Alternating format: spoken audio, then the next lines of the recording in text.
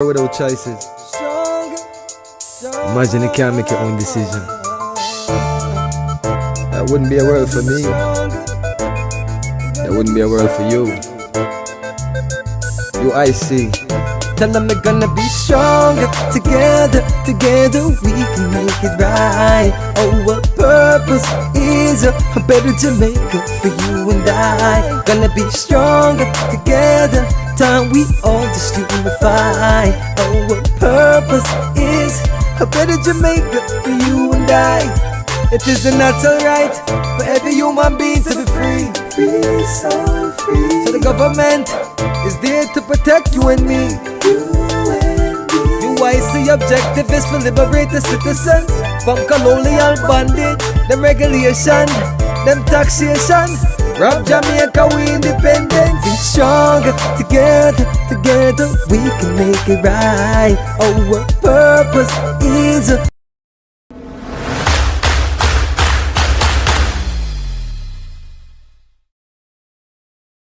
UIC Liberty TV. Change you can trust.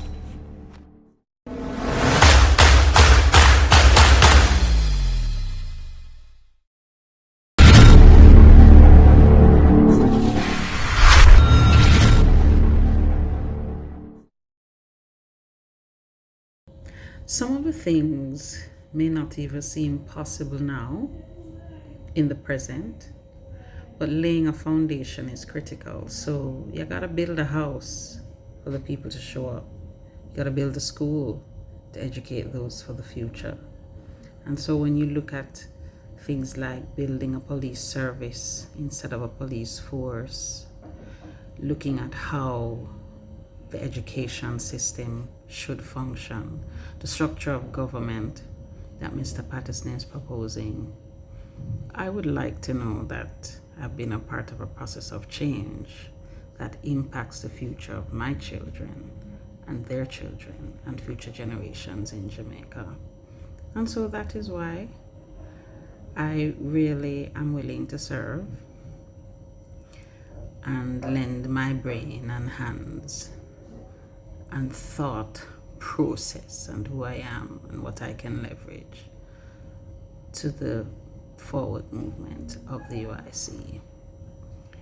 Small steps, large journey, but it is possible.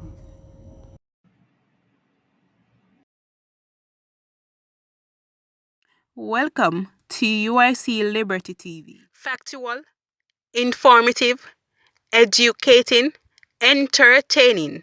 Welcome to UIC Liberty TV. Change you can trust. Change you can trust. Change you can trust. UIC Liberty TV. Change you can trust. Good afternoon and welcome everyone to another edition of UIC Liberty TV. My name is Joseph Patterson, and this afternoon we're going to be talking with one of our very, very powerful candidates. We're going to be talking with Dr. CORETTA Brown-JOHNSON about who she is and why she has chosen to become a candidate of the United Independence Congress of Jamaica. I am so very pleased to have her on board and all the other outstanding candidates that you'll be hearing about in the coming weeks leading up to elections. We have some persons who have committed their time, their talent, and their resources to helping us to form this solid movement for a new and better Jamaica. As you all know, the UIC is a grassroots political movement. We're not sponsored or controlled or owned by the PSOJ oligarchs. We're not controlled by the colonial masters. We're not controlled by any special interest groups. We are entirely committed to you, the Jamaican people. So be it the church on one end, or the big money elites on another end, or any other groups that may wish to control the political process, the UIC says no. The political process belongs to the people of Jamaica. We want a system of governance that's going to protect your rights at all times, regardless of the persons we elect into office. And that's the ethos of the UIC movement, protecting your rights and freedom, ensuring good governance, that you have a safe, clean, and orderly society, one where everyone can live, earn, and retire with dignity in their own country.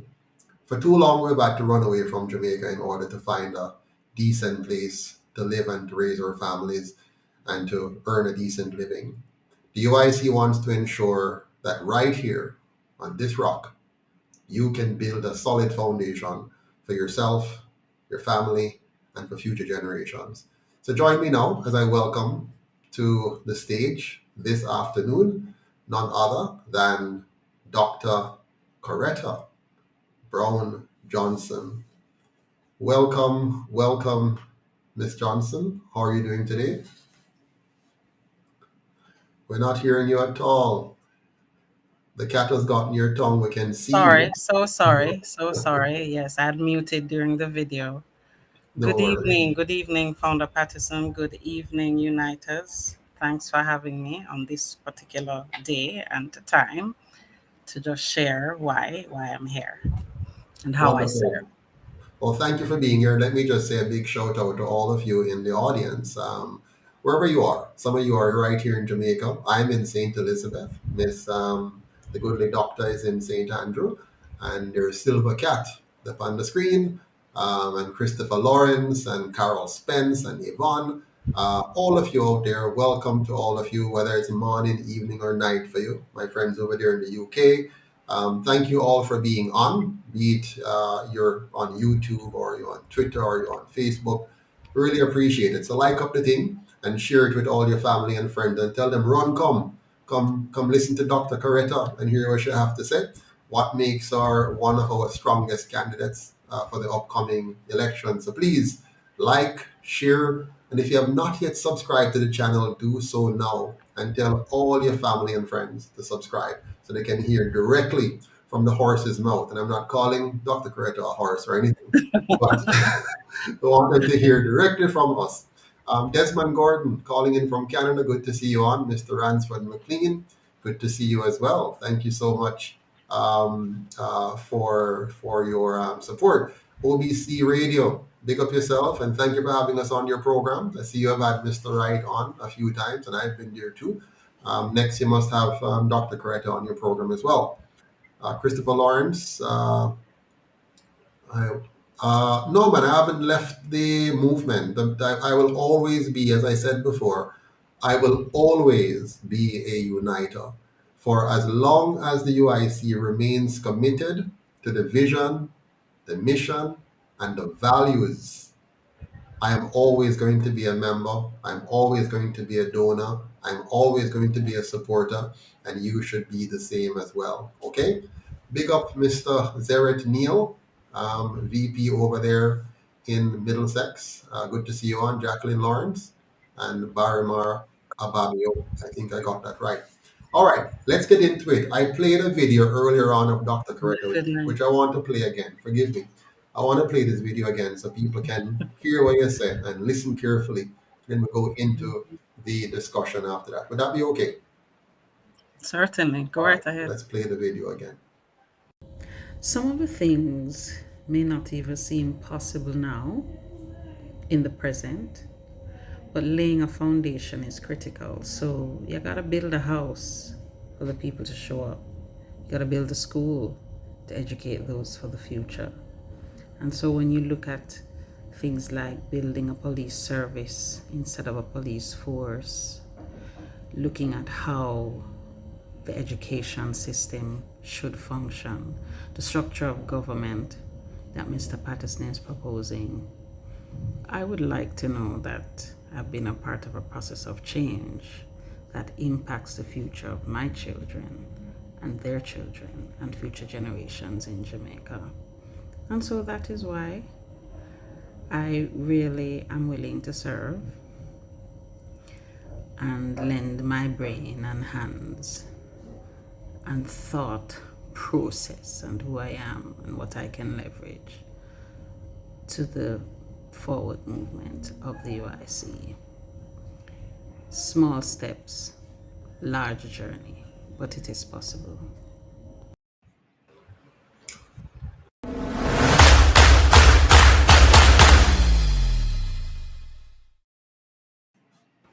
Well said, Dr. Coretta, and welcome back. Good to see you on, Shirley.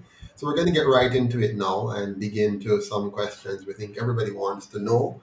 So first of all, Dr. Coretta, let me just say welcome again to UIC Liberty TV. You're no stranger to the program. You've been on a few times, interviewing persons across the spectrum on different topics.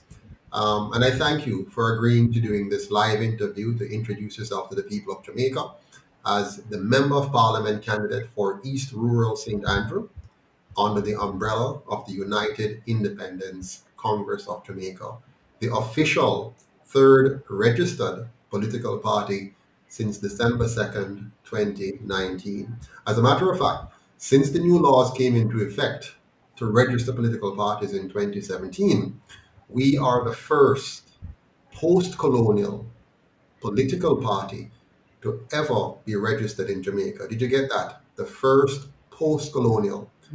So the other two are colonial parties, and they changed the rules and they made the rules what they wanted it to be. So they could use the new rules to suppress and oppress and push out third parties. And the UIC contested those rules. We challenged those rules and we fought with them. We took 2018 to amass the 1,300 signatures that we wanted to use to make sure that they couldn't tell us that something wrong with some.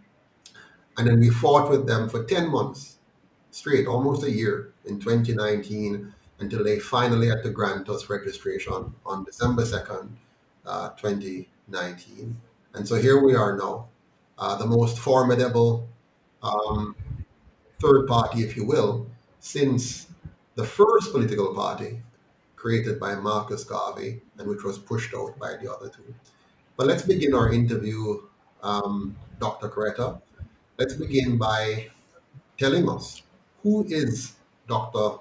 Coretta Brown-Johnson. Give us a little insight into your family background, your education, your vocational or career history.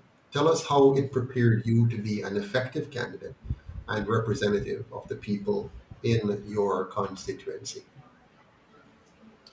Thank you, Founder Patterson. It long, All right, let me try and shorten it. I would have been, hi everyone, good night again. I consider myself a people person. So pretty much everything I do, people are at the center of it. Whether I'm treating, whether I'm teaching, whether I'm doing whatever it is I'm doing, at the core of it, youth is there and people are there. And so I would have been born in Jamaica in 1974. My mother was a public health nurse. She's a well, she gained the Order of Distinction for her years of service, but I was known as Little Nurse at that time. So I'd walk around and run around with mommy because I was mommy's little handbag. And so I think that's kind of a part of where I garner just being able to get along with people at different levels, because I'd go from community to community with her. I would have gotten a government scholarship at the time to, I think it was Harford Primary, and I fluctuated between Harford Primary and Our Lady of the Angels a little bit, but I did my primary years, what I recall, primarily at Harford Primary on a government scholarship. And then I acquired another scholarship to go to Arden. So I'm an Ardenite. So shout out to all the Ardenites out there. So I would have gone to Arden High School 1985 to 1990. I'm not trying to age myself now. So from then, at that time though, I was heavily involved from the age of around, from I remember myself 13 to 16, I was heavily involved in the arts. I would have been in the drama club, the Spanish club, the key club, all the clubs that I had the capacity to participate in high school. I was in that. And so from then I would have been exposed to the JCDC and, the performing arts. And at that time, the mentee, the drama teacher would have been Mr. Michael Nicholson. So, we were under his stead and creativity of brilliance. And so from there, I didn't really want to go to sixth form. So it was a decision as to what to do next. I started working in community service for a little while and then proceeded to do my first degree through the United University Commonwealth of the Caribbean. I think it's named something else now, but at that time it was the Institute of Theological and Leadership Development. So I would have been doing my first degree in psychology there.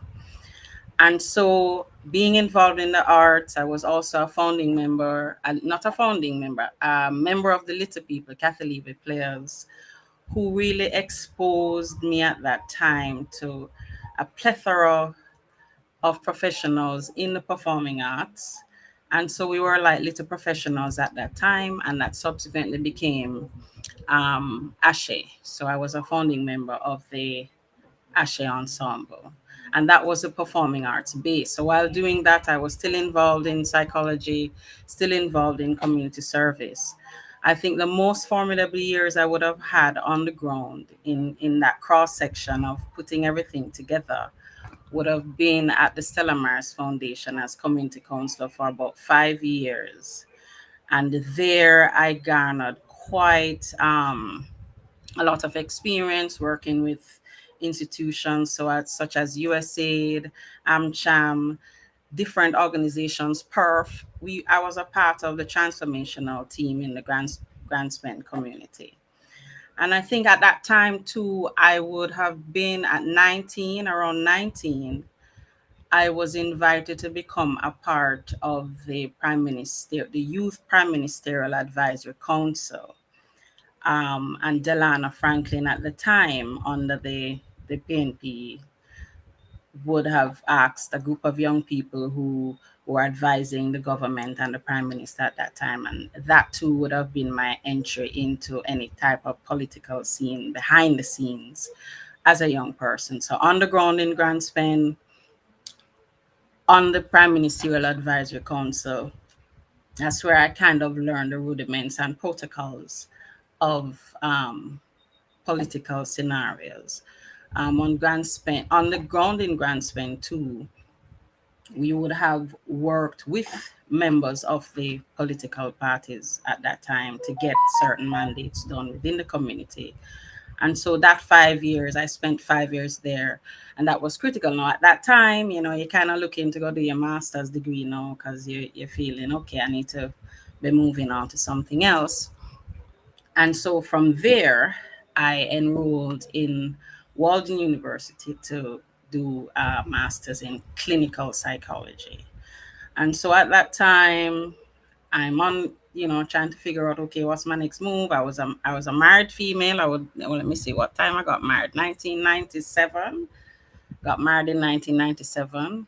And by that time, I would have had my first child, who her name is Imani, and she's 26 now. But at that time, I was doing a lot. So moving on to do the master's in clinical psych. And then while doing that, I had a professor who said to me, well, you kind of have this knack in terms of how you apply the psychology. So I think you should do a course in metaphysics. And so I'd left Jamaica to go to the University of Philadelphia on an internship, which is a part of the psych degree. And so he opened the opportunity for me to do this course in metaphysics. And then he said, I really don't think we can allow you to just do a course. We're going to allow you to do our PhD program. So I ended. Stick a pin. I wanted to differentiate for our listeners and viewers. Right. Because I want you to really tell them what is in that head of yours. What is clinical psychology versus whatever other kind of psychology? No, not come to metaphysics yet. Clinical psychology. What is the other version of psychology that you could have done? No, meaning I could have done transpersonal. I could have done paranormal. I could have done, because of the exposure and the social sciences on the ground and just applying, creating solutions socially on the ground. Because I also worked with Richmond Fellowship, where through that grant spend program, I was training people in the community in computer skills, because I would have done a diploma at the time too. I was doing like 4 different things at the time. So I was training people. And so because of I guess the way that I engaged people, my professor was like, yeah, and how I applied the skills, because clinical psychology is pretty much an in-depth process of, psychological treatment and analysis and assessment, and, helping people to heal from that standpoint and understanding the varied psychological challenges and behavioral issues that can So the emerge. word clinical before psychology tells us what? The word clinical tells us that it's very detailed, thorough.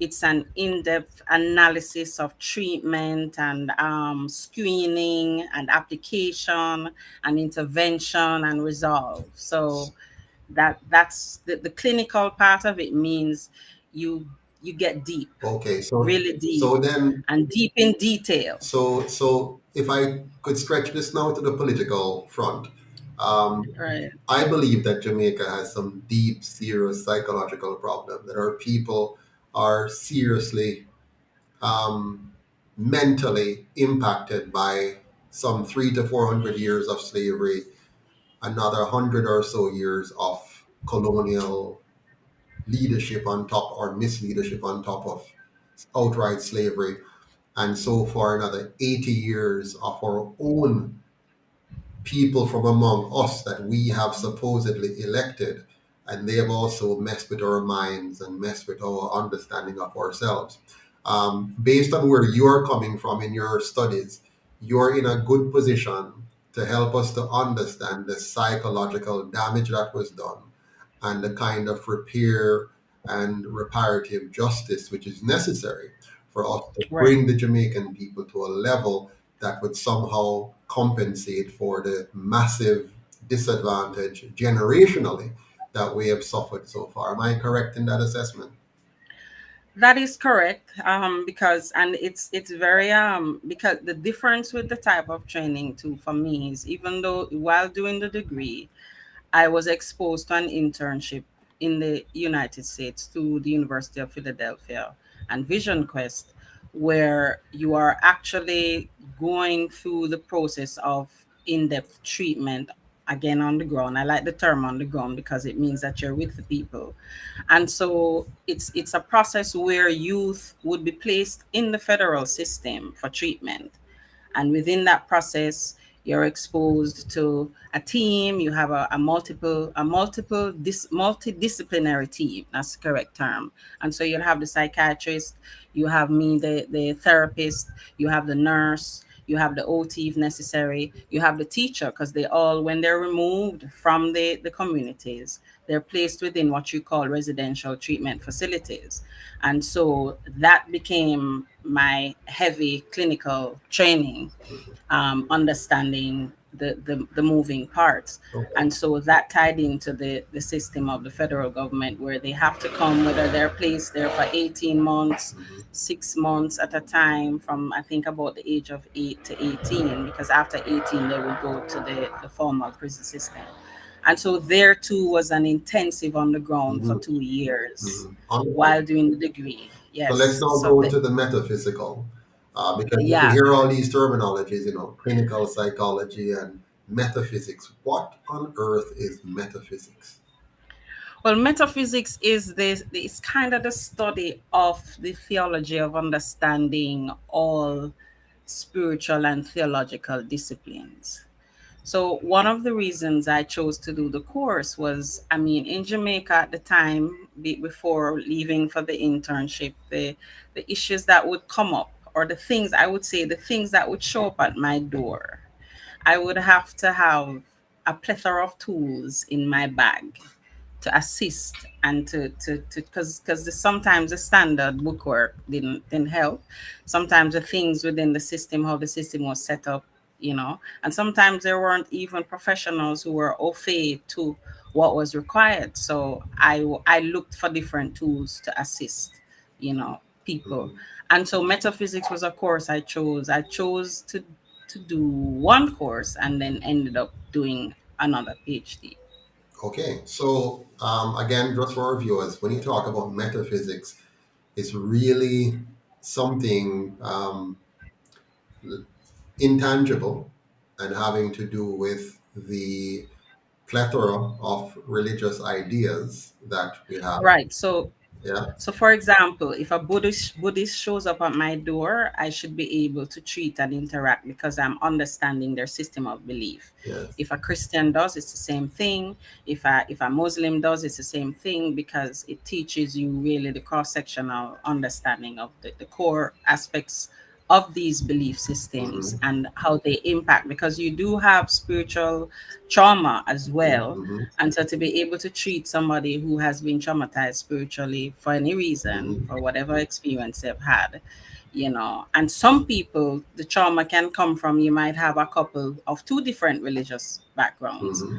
and that creates a particular type of conflict. So within, it was a tool that should assist with that, because pretty much everybody or anybody was showing up at my door and I needed to have No, and tools. that's good. And I so, mean, I like that because the UIC has taken a position on religion, which sometimes persons who come to us have a challenge with. You know that there are many people who believe that Jamaica is a Christian nation, and so for them, right, everything is seen through their lens of Christianity. And of course, within Christianity, there's a plethora of denominations. So you might have a right, person who believe in Jesus only, a person who believe in Father, Son, and Holy Ghost, another one believe in the right, seventh day Sabbath, another one in Sunday, the resurrection. So there's all kind of things. So when a person comes and right, say Jamaica is a Christian country, and they want to join a political party, for example, the UIC, and they wanted to espouse their particular religion and their particular denomination. And the UIC says, no, we are here to protect your rights.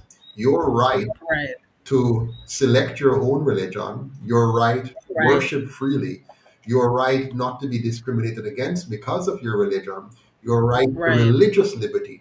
But we, as a political movement and party, will not be guided or controlled or dictated to by any particular religion. We will right, respect and embrace all people, but our policies must be designed to protect the rights of all persons, regardless of their religion and regardless of them even having no religion.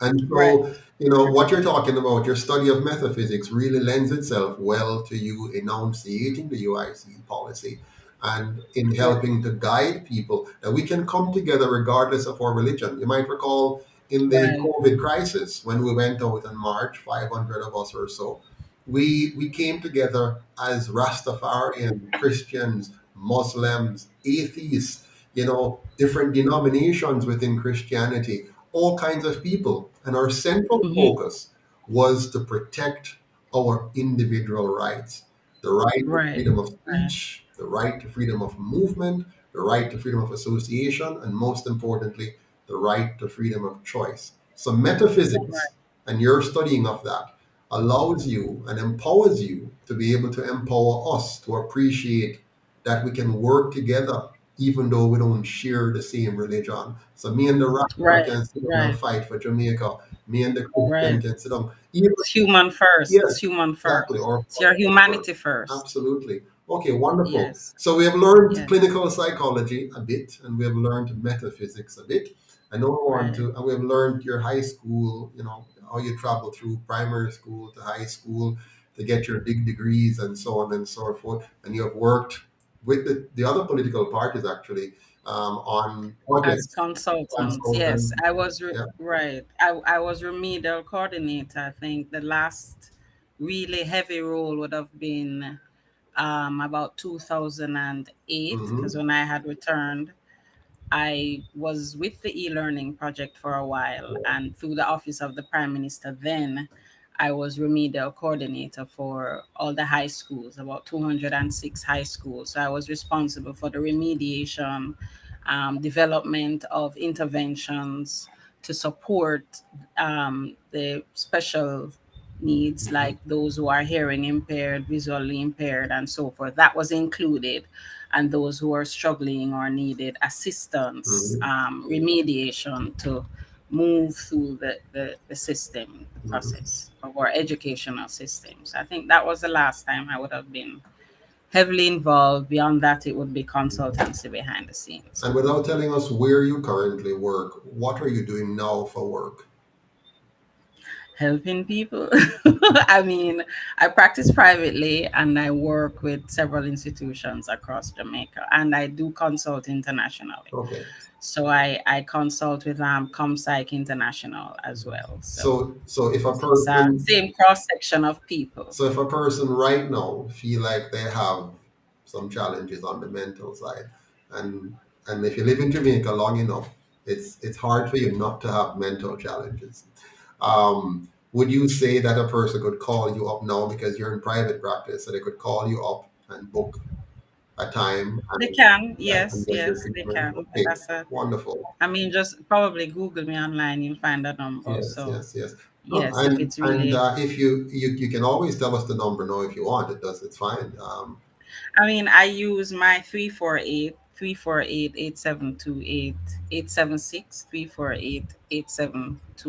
as my Okay, say it usual slowly. contact. Say it slowly. Some of us not so fast enough. So let's say it slowly. Start again. All right, 876 Mm-hmm. 348 8728. So three. That's Let me the write it down. 348. four eight Mm-hmm. eight seven 8728. two eight So 348 eight 8728. seven So twenty people, eight. if you need some clinical psychological help, please feel free to call Dr. Coretta at 876-348-8728. You know, so the And I UIC. practice with a group of doctors. So Okay. if you need more extensive services, because the multiple disciplinary approach is always best. Excellent. I was just going to say this though, just so people understand. The UIC does not shy away from empowering and pushing entrepreneurs. So, any one of our members that are involved in any form of business, we want you to let us know, and we're happy to share that with others. So, we have members, one of our candidates, for example, he has a jerk chicken business, and Yeah. we're happy to support him. Another one of our candidates is in the business of bottling natural juices, coconut Coconut, water, and yes, all that kind of water. stuff, and we support him and push it. We have Mm-hmm. others who are doing financial management consulting. We have others who have honey production business, whatever it is. We have also members. We invite them to come on out, like supporters. Miss C with her seasoning over there in Texas.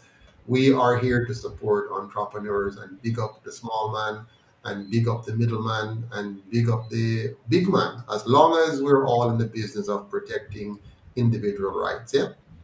All right. Yes. So let's continue. Before I do, though, I saw someone earlier on saying if they can nominate Jonathan Myers, if he can recommend someone from Portland. Absolutely. If you know of anyone who wants to be a candidate in the UIC or you think could be a candidate for the UIC, please send them to Absolutely. us. Don't hesitate. Push them, encourage them, support them, and Tell make sure them we to get come. we want 63 candidates, but we're not going to just take anybody willy nilly. But please raise your hand, go through the interview process, and see if you qualify and become a candidate for your community. All right, back to There's you. another person. Silver Cat is asking, once the UIC wins, do I have a team? My team is already there. My team. Mhm. Well, my core team would be our UIC leaders, and I do. So it's a yes. Okay, wonderful. Thank you for that. Welcome, Ventus Brown from UK. You're up late tonight. Good evening to you, sir.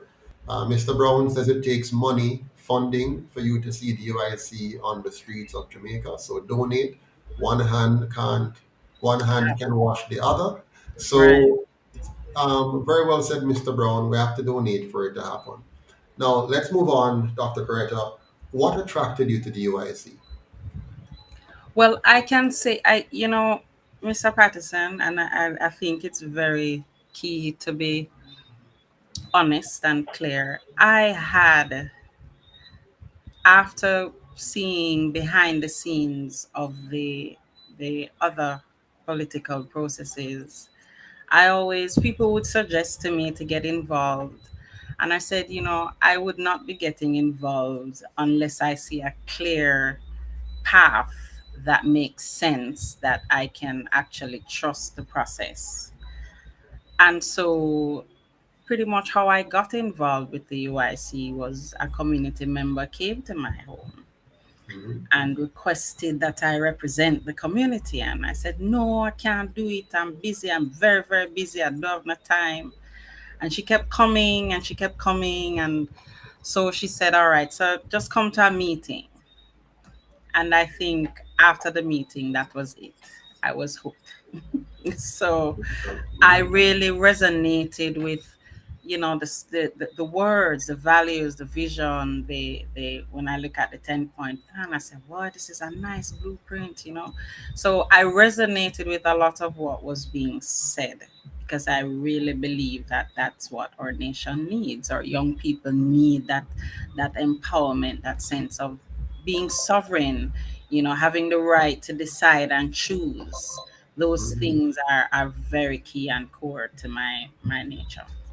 Wonderful. We have Dr. Gordon from OBC Radio on the line, and I suppose he would like to ask a question or make a comment. Good evening, Mr. Gordon. How are Hi, you, sir? Dr. Gordon. Good evening, Mr. Patterson and Dr. CORETTA Brown-JOHNSON. Yes. Good evening. And Highly Skipper, thanks for having me. A pleasure, a pleasure. Um, Dr. CORETTA Brown-JOHNSON. Question to you. Good evening. Good evening. I'm hearing you. Running as a member of Parliament, and if and when you become the member of Parliament and has a seat in, are you hearing me? Yes, we I'm are. We're hearing. hearing We're you. hearing you. Go ahead. Yes, I'm saying as a member of, you're running to become a member of Parliament, and if and when you become that member of Parliament, would you be in support of First Lady as a House Speaker? If I'd be in support of First Lady as a House Speaker, Yes. I don't think. Well, I don't think I would be, because of there are several conflicts that can come up there. A conflict of interest. How do I trust that you're making the best possible decision that is not along party lines? That would be a concern. Would my voice really be heard? Would I be able to truly represent the people because you're the prime minister's wife? I would have some concerns there. I don't think it sometimes support can go several ways, in terms of capacity. Is not a question of ability and capacity, but is it the right decision? And sometimes it comes down to maybe the only decision available. So again, it's important to look at all factors. But in terms of supporting it, in terms of what it looks like now, I do have concerns about it from where I'm sitting. Okay. I appreciate it. Because Okay. we just want to make sure that who the people looking to for change is seen differently from the both party that's in power right now. Mm-hmm. And as it's not just you alone have concern, but people do have concern. So I'm glad that you also see it as something that you would have concern about. Mm-hmm. Mm-hmm. And And then can we express that concern openly becomes another matter. Can you actually express that concern and have that concern looked at, exfoliated, and applied? that's a whole other thing. I'm a bit taken back as to why I'm not hearing the opposition party, or I should say opposition parties, opposing and speaking out against the President Speaker of the House. I could comment on that, Yeah, Dr. we Brown. look at them. They're one though. They're just two Yeah. sides of the same coin. So the UIC has spoken out very clearly on the matter of the system of bad governance, which facilitates what you're talking about here. So we have not hesitated to speak. Now, do bear in mind that the current system allows many things which ought to be wrong to be permissible and legal. And so sometimes some issues are legal.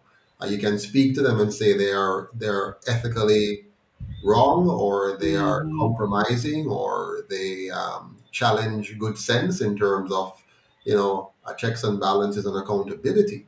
But at the end of the day, the system that they have embraced and that they are implementing allows them to do this legally. For example, back in the days of slavery, you could not challenge slavery on the grounds of its illegality because it was legal by law and constitutional. But you can speak to the ethics of it and the controls. And we already identified that the system that we're following is systematically bad for us and needs to go. But thank you, Mr. Gordon. Any other questions before you go?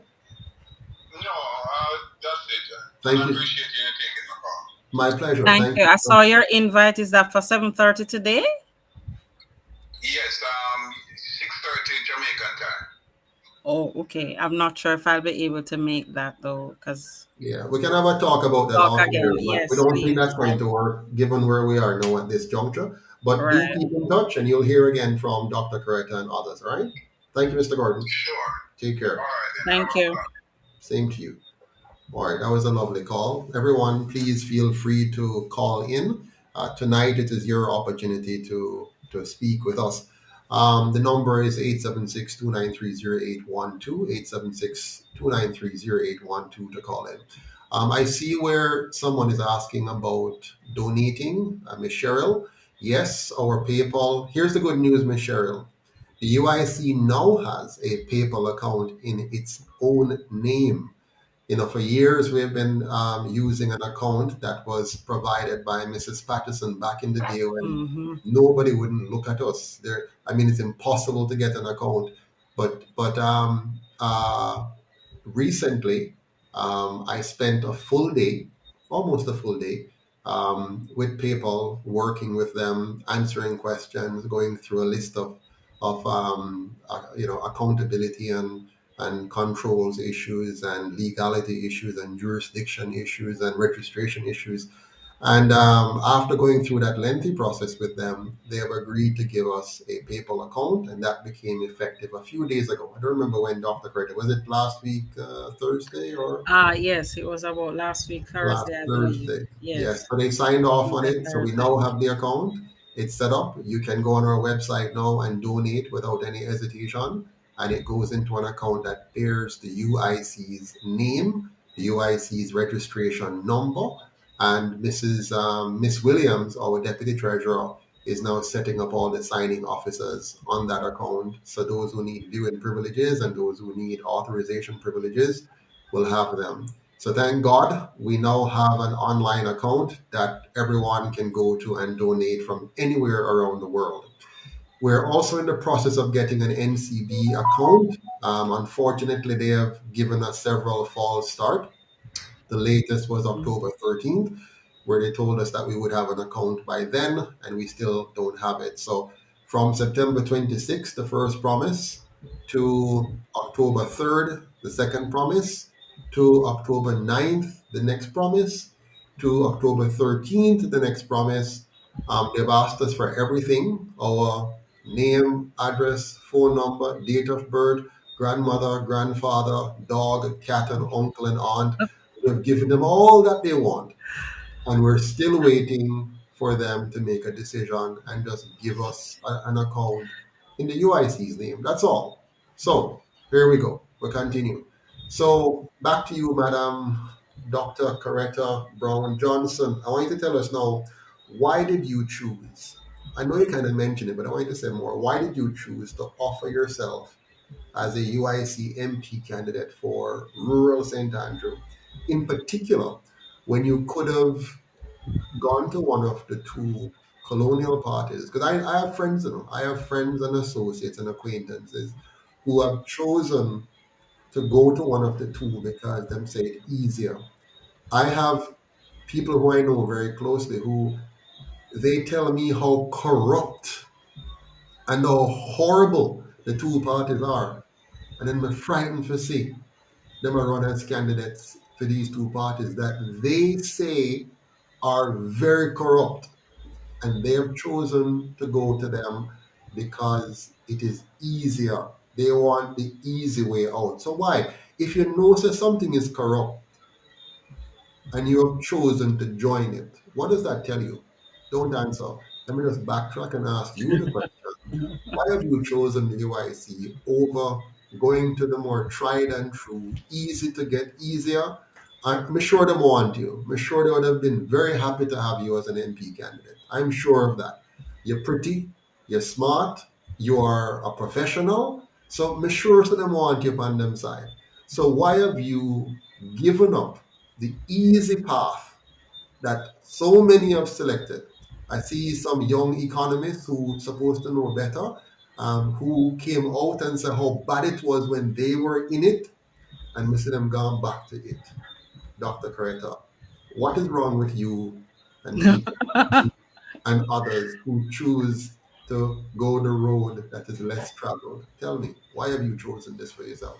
Well, I think that's kind of synonymous with my personality. But I've been very close to the scene behind the scenes as well, Mhm. to see how the games are played and the movements, and how the chess players move around, and sometimes it's of very severe concern. Mhm. And you think about being involved in something, you have a reputation to think of. I don't want to be double speaking on anything, Mhm. and sometimes it's very hard to break, to change the dinosaur system that is so entrenched, and the way that the people expect you to respond to them. So when I look at the UIC's process, in terms of the handout culture is not really a part of the UIC's process. And so that too, the empowerment aspect of it, the idea that each person needs to be sovereign and responsible for themselves. I could have, yeah, chosen to do that, but the message of the UIC resonated with my values. And it wasn't there have been things in my community as well, because where I live is where I'm serving. Mhm. And so I've been lobbying, I'm also a justice of the peace. So I do things that, I would think that the MP would, the now MP would be interested in understanding, but she doesn't live in the community. So she can't really understand some of the issues. And I can speak to one, like, water is not something that flows through our pipes very frequently. I have to buy water sometimes, and that's not cool, but I get a bill, and so things like that, if we can change those core things, the basic needs of people. We're in 2023, and it's surprising we still have electricity issues, we still have healthcare issues, we still have people really not being able to eat every day, having meals, being able to find work just to empower themselves and their families. We're still having the same issues that I grew up with. Mhm. It's worse now, more pervasive. So I'm looking to see, okay, how can I lend myself to this process? I think it's a natural progression, because I'm really out there doing other types of treatment. So therefore, we need some political treatment. We need something, develop a system, reach the people, empower the people to create a process that will affect generational change. That's my interest. You mentioned something very important. You said you live in your constituency. Now, one of the UIC's key policy, and even internally we have debated this because some people say it's not a good Mm-hmm. idea for the UIC to have that policy where we insist that the candidate comes from the community. We do not go to a community and put a candidate in there. We go to the community and say, identify somebody who wants to represent you and who you have confidence in. And that person, now, if they agree with the vision, mission, values, manifesto, 10-point plan of the UIC, then we can embrace that person and support them to represent you in the system. 1 second here. Right. Hello and good evening. Welcome to UIC Liberty TV. Hi, Mr. Hamilton. How are you?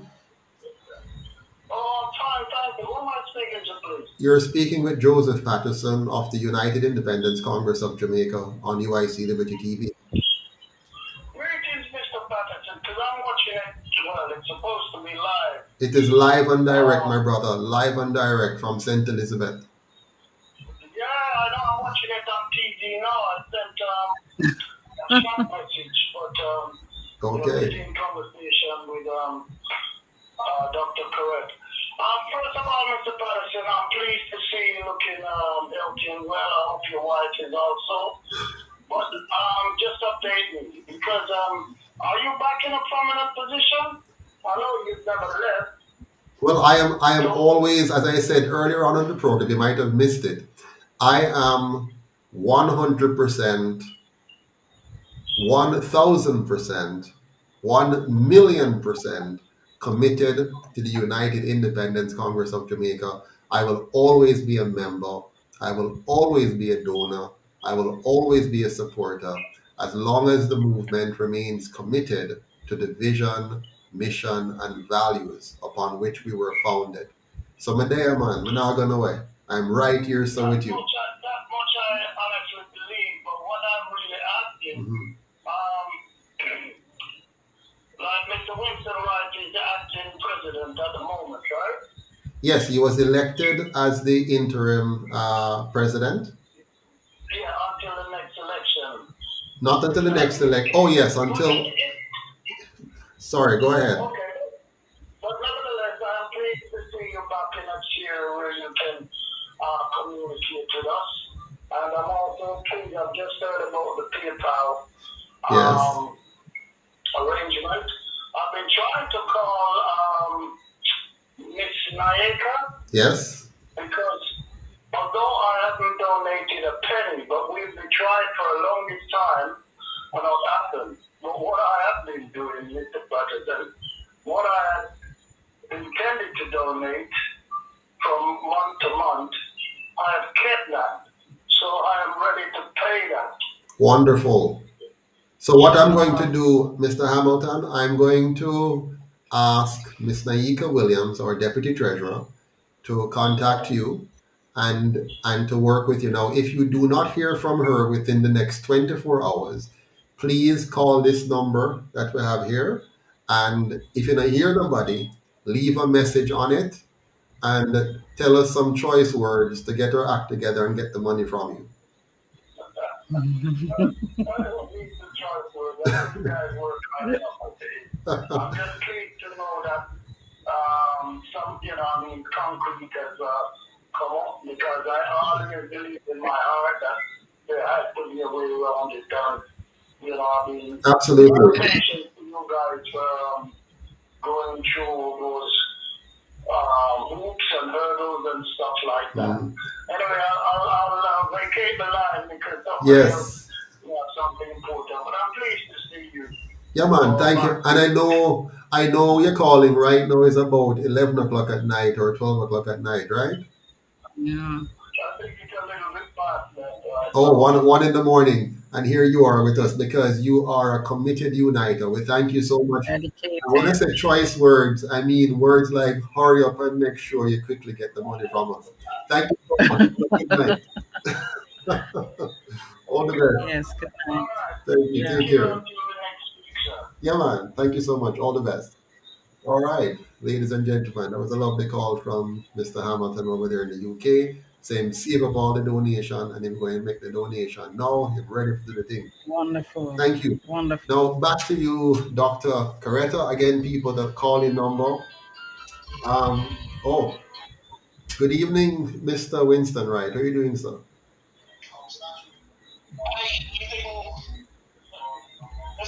Greetings. I'm doing fine, sir. And you?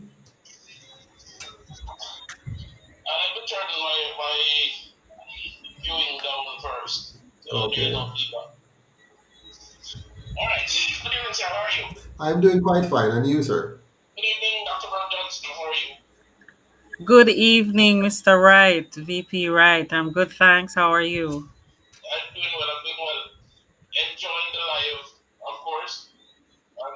Awesome, awesome. Yes.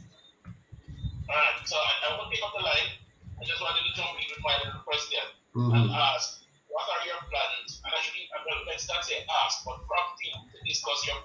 Right, MP, Mr. MP. Mhm. Yes, go ahead.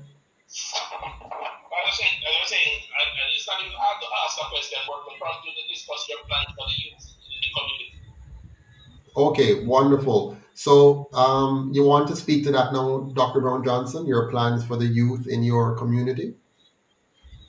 Oh, well, certainly. Well, one of the plans was to do a landscaping project, which I've shared before, and I actually have the names committed.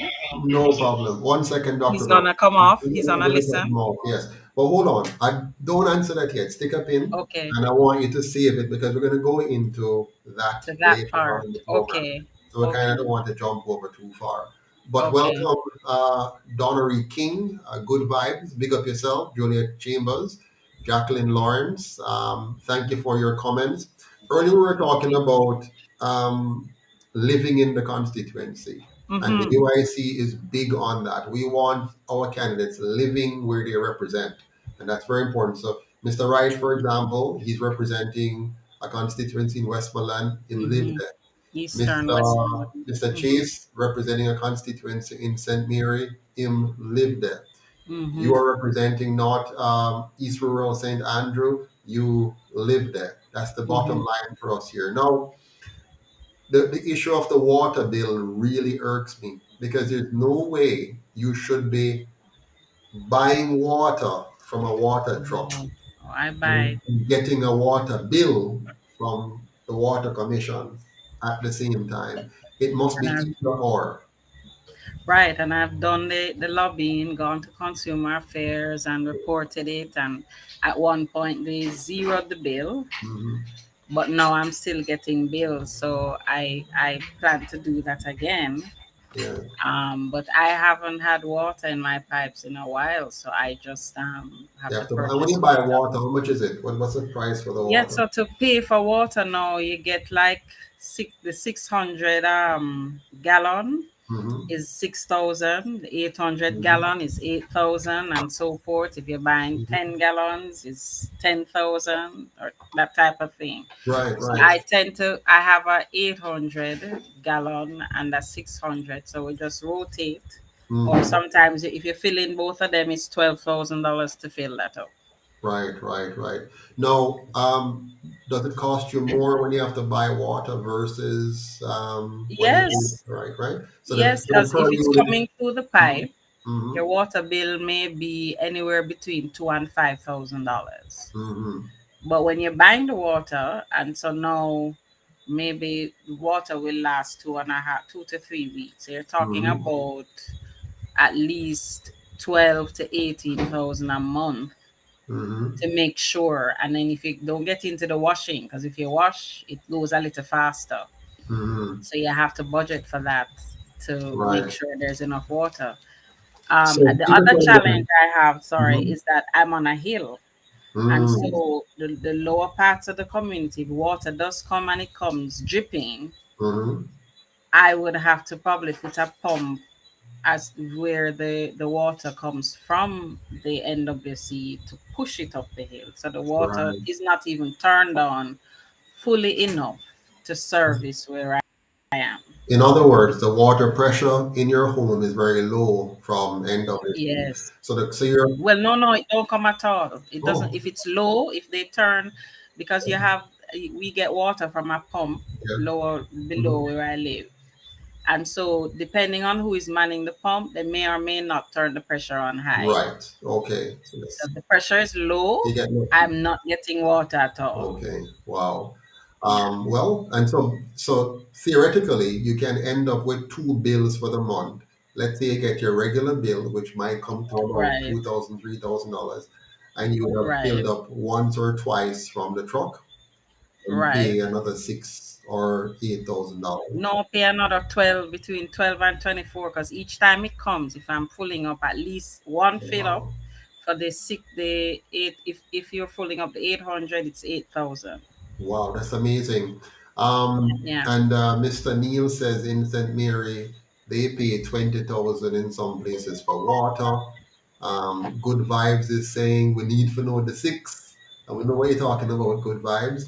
And Carol Spence is saying, I have my donations ready to let off. Wonderful, Yes, Miss man, let Spence. it off. Uh, Because I have a water system plan, so yes. already doing the networking for that. Wonderful. And Miss King is saying, Mr. P, good to see you. Seeing you twice hosting since your retirement. Are you back? Stay tuned. Now, Dr. Coretta, let us Right. continue our conversation. So I Right. want now for you to tell me a little bit about the vision of the UIC and why that vision resonates with you, or if and why that vision resonates with you. Um, you know, yes. Well, I think because I'm sitting here, it's no longer if. It does resonate. Bringing out the best in people is the UIC's mission, bringing out the best in all people. Mhm, And so I would say that's an innate goal. One of the mottos I've tend to coin is, I'd say, building people, one child, one person at a time. mhm, And so, in bringing out the best in people, you need to empower them, help them however you can, help them to understand how they can make decisions to empower their own lives and, become the best they can actually be, become the best citizen for children.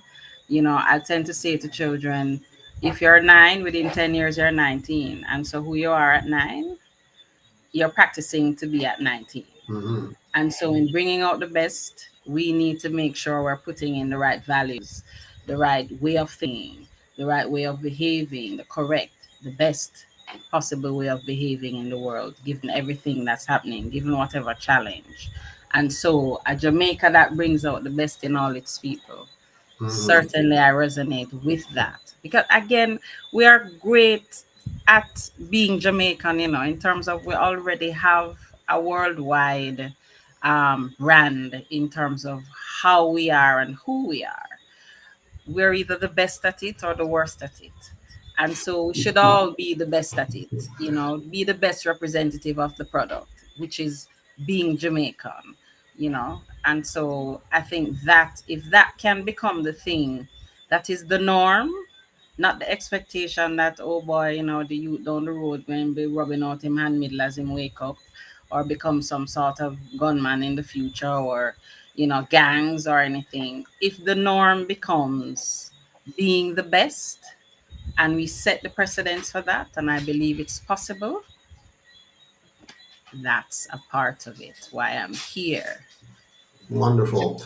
Someone is asking if the UIC were to win 6 seats in Parliament, will we be admitted into Parliament? The answer is simple. If the UIC wins 1 seat, we will be in Parliament. If we win more than one, we'll be more in Parliament. But one is enough for us to be there. And of course, our aim is to win as many as possible. If the Jamaican people home and abroad sees it fit and donate and volunteer to help us win, then we may very well take the government. But of course, that's wishful thinking if we don't do the work, eh? If we don't get the Mm-hmm. financial support and organize on the ground and have our teams, then it can't happen. But we can do it if we put our heads to it. Now, the vision of the UIC is something that is very dear to my heart because it speaks to the genesis of our movement. Our goal is to bring out the best in all our people by virtue of the system. When we leave Jamaica and we go abroad, we tend to do very well. Most of us do very well. You see a little teacher here is struggling and trying to make ends meet, and it can't work out. And she just fly out, and you see she start to send you a picture of a much better life that she's able to live. You see us being chemists, engineers, pilots, lawyers, legislators in all these other countries. I myself migrated to Canada, and I was amazed at how easier it is to succeed there than it was when I was a young man in Jamaica. I went there and it was like somebody just fly the gate. All of my potentials I could quickly realize. I remember when I was director of finance in the government, I was the youngest director, 35 years old. That couldn't happen in Jamaica normally unless and I never paid any bribes, I never got involved in any form of corruption. It was simply by my competences, my work, merit. That's why I love a meritocratic system, a system where you rise based on your performance, not based on your connections. What do you say to that, Dr. Coretta? Agree totally, sir. It would be great if our system fully empowers our citizens in that manner. We find that even in the education system, you will hear students, and I've seen it myself. We say we make students want to leave, Mhm. not necessarily stay in the process. But then in other countries, they help you to leave. And so the pressure, the difference is it can be feeling like so pressured and restrictive in terms of the process, the inflexibility of it Mhm. sometimes. And so within another process somewhere else, the student is empowered to go. We want you to go out there and represent this name, this brand, this college, whatever it is. We want to give you everything you need and push you out there, as Mhm. opposed to it's a different experience within our system here. Mhm. So it Yeah, would be great if we could. I found when I was in Canada that the school system, the focus of the system, at least during my time in my early years, was focused on you being competent and productive. Mm-hmm. While here, the focus was on you passing exams. Right. Right. And I Yeah. always said this. I mean, when I was a young boy going to school here, I said to a teacher, I said to her, you can tell the quality of a country by its education system. Or as I put it another Mm-hmm. way, the quality of your country is a reflection of your education system. If the system isn't creating students who are able to reason, comprehend, analyze, produce, create, innovate. If it's not producing that, then your country is not going to be productive. You're going to find Right. that every year your productivity is going down, which is what we see in Jamaica, and your output goes down. Your exchange rate is going to fall because your exchange rate is a mirror image of your productivity. So every time you see our exchange rate falling from the Mm-hmm. 1960s, 70s until now, Mm-hmm. it's a direct correlation with our productivity. That's why you see us owning less companies locally, Mm-hmm. see Mm-hmm. us having less export going out and more import coming in because we're losing the capacity. And the only reason why we're losing it is not because we are inherently bad as an individual. Mm-hmm. It's Mm-hmm. because the system that we have that is supposed to support us, that's supposed to enable us, that's supposed to facilitate, that's supposed to push us to succeed, that system is doing the reverse of that. It is Right. oppressive, it is oppressive, it destroys the mental faculties. It pushes you away from productivity to begging, to scamming, to stealing, as opposed to being a successful individual. And I And it always pushes you to consider, leave or skilled people, those who oh yeah, actually get the skills, they leave. anybody who gets enough skills that is attractive to an overseas entity will therefore leave. And what you're getting is a serious um, concentration of the wrong Mm-hmm. kinds of people in your country. Mm-hmm. So if you Mm-hmm. were to look at Jamaica's education system over the last, say, 30 years, typically every year, and when it comes to the questions, every year we have 70% or more of our students failing. And of the 30% who succeeded, I'll tell you a joke about that. The 30% that succeeds, many of them, to be very honest with you, succeeds only because the quality of the education system has declined, meaning the Mm-hmm. bar has been lowered. Back Mm-hmm. in your days in Harden, for you to pass, I don't know how many subjects you passed, I passed 13 subjects. For you to Yeah, I pass, got about 8. yeah, for you to pass those, you needed to do almost 100% of the work in the exam room. Mm-hmm. Mm-hmm. Today, you can do 50%, 30%, or 40% of the work outside the room, which means you may not be getting a true reflection of the competency of the child because they may have Googled it, they may have done all kind of corruption already to get a grade, and that Mm-hmm. Mm-hmm. supplements the exam grade. And so you have more students now passing, more students passing, but not necessarily more students equipped from a competency standpoint. And so even though they pass and they now go to UAN cast or UTech as they now call it in other schools, and they come through the system and they now have a degree, that degree may not be reflective of their ability to actually contribute to the productive capacity of the company or the country. And so that is a serious problem that we're going to address in our education model to ensure that we change the structure from being focused on examination passes to really helping the child to understand Become himself, and become understanding competent. how to build solid relationships, Right. understanding money, and understanding the competencies of the disciplines that they study. Mm-hmm. Am I right Mm-hmm. on that, Dr. Greta? You are, because that's a part of the reason. For example, when students are matriculating into overseas universities, they're not just looking at the grades. They're Hmm. looking at the full scope of the persona. How are you involved in school? What were you doing with your community? So they look at other things as well that speaks to how competent you are, how articulate you are, how you get along with people, how you Hmm. get along with, how can you lead, that type of thing. So it's competence, sorry, becomes that core value there for sure. Exactly.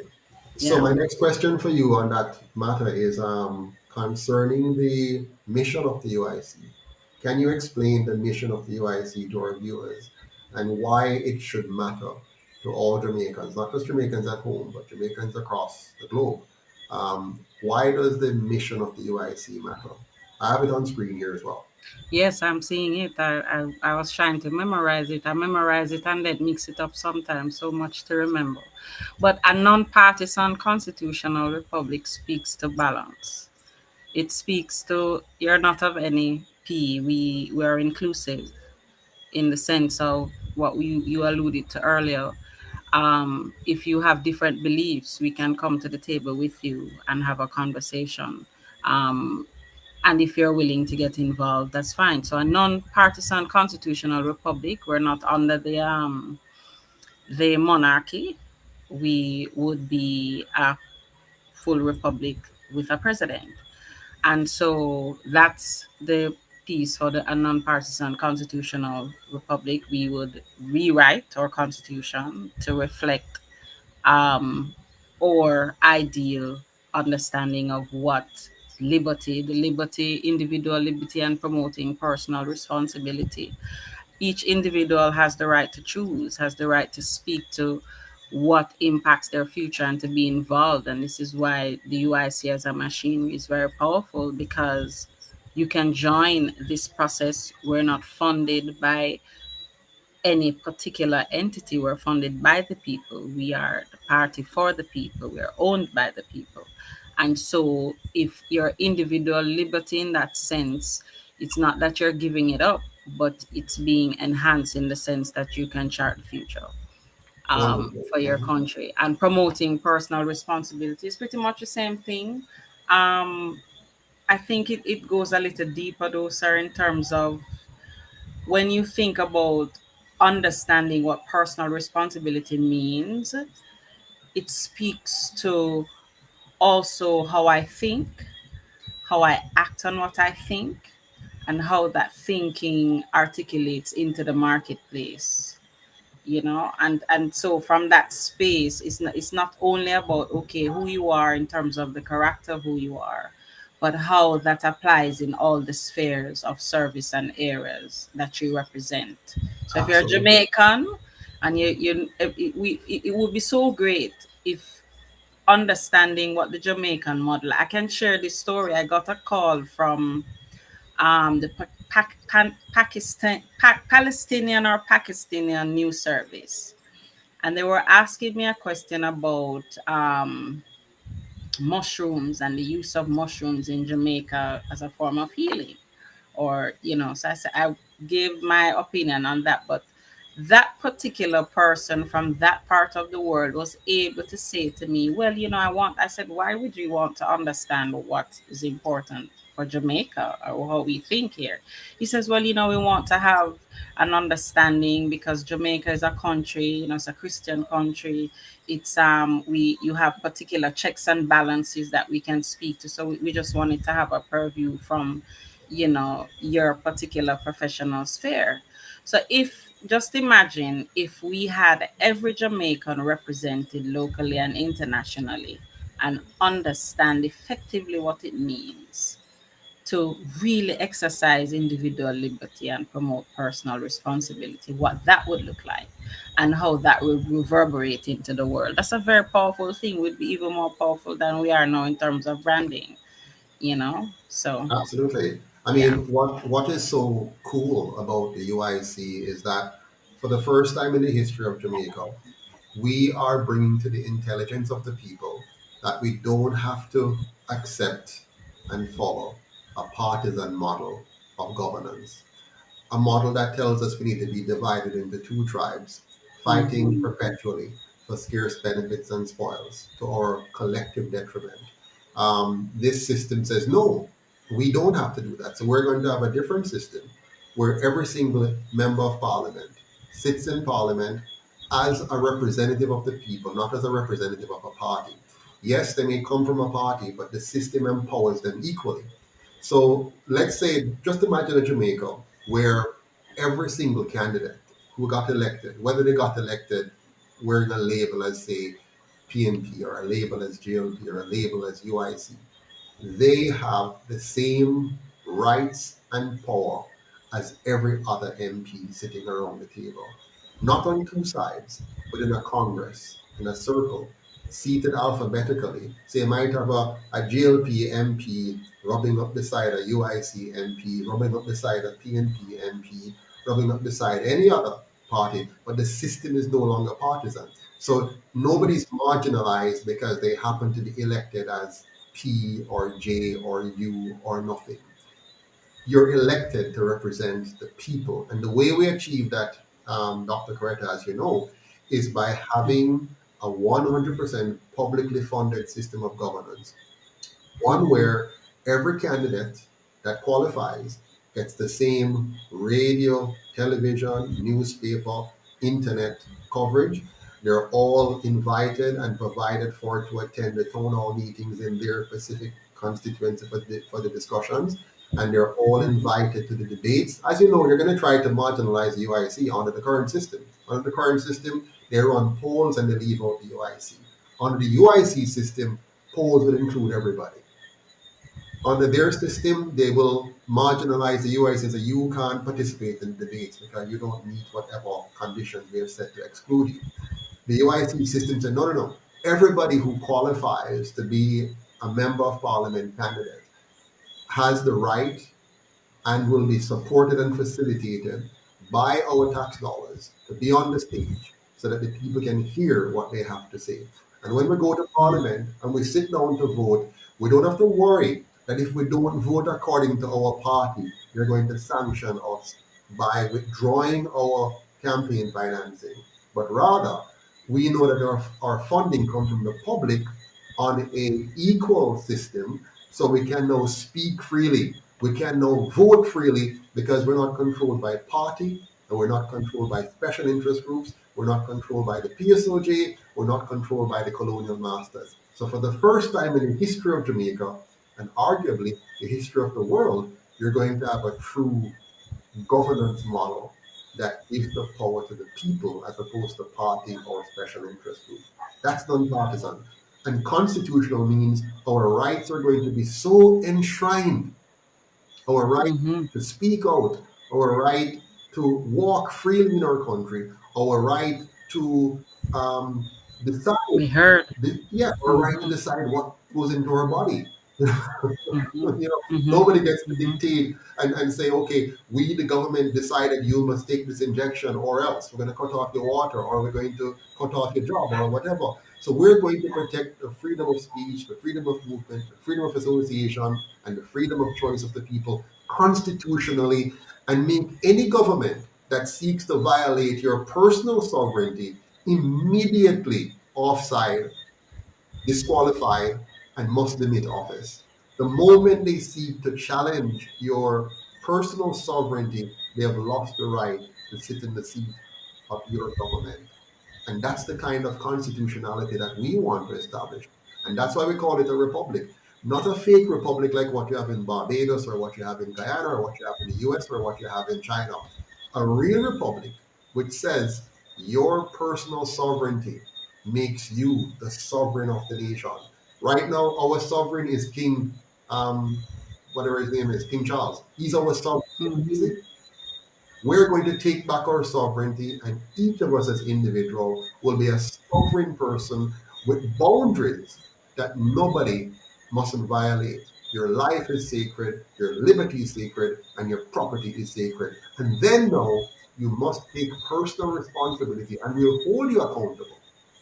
Yeah, for respecting the life, liberty, and property rights of all others in the way you deal with them. No, so Yes, and the people have been speaking. It's just have the powers that be been listening, because what was it, 83% that did not vote in 2020. 60, So they 63, 63, withdrew 63. 63. 63% It didn't was vote. 30, yeah, didn't didn't. 37% voted. 33.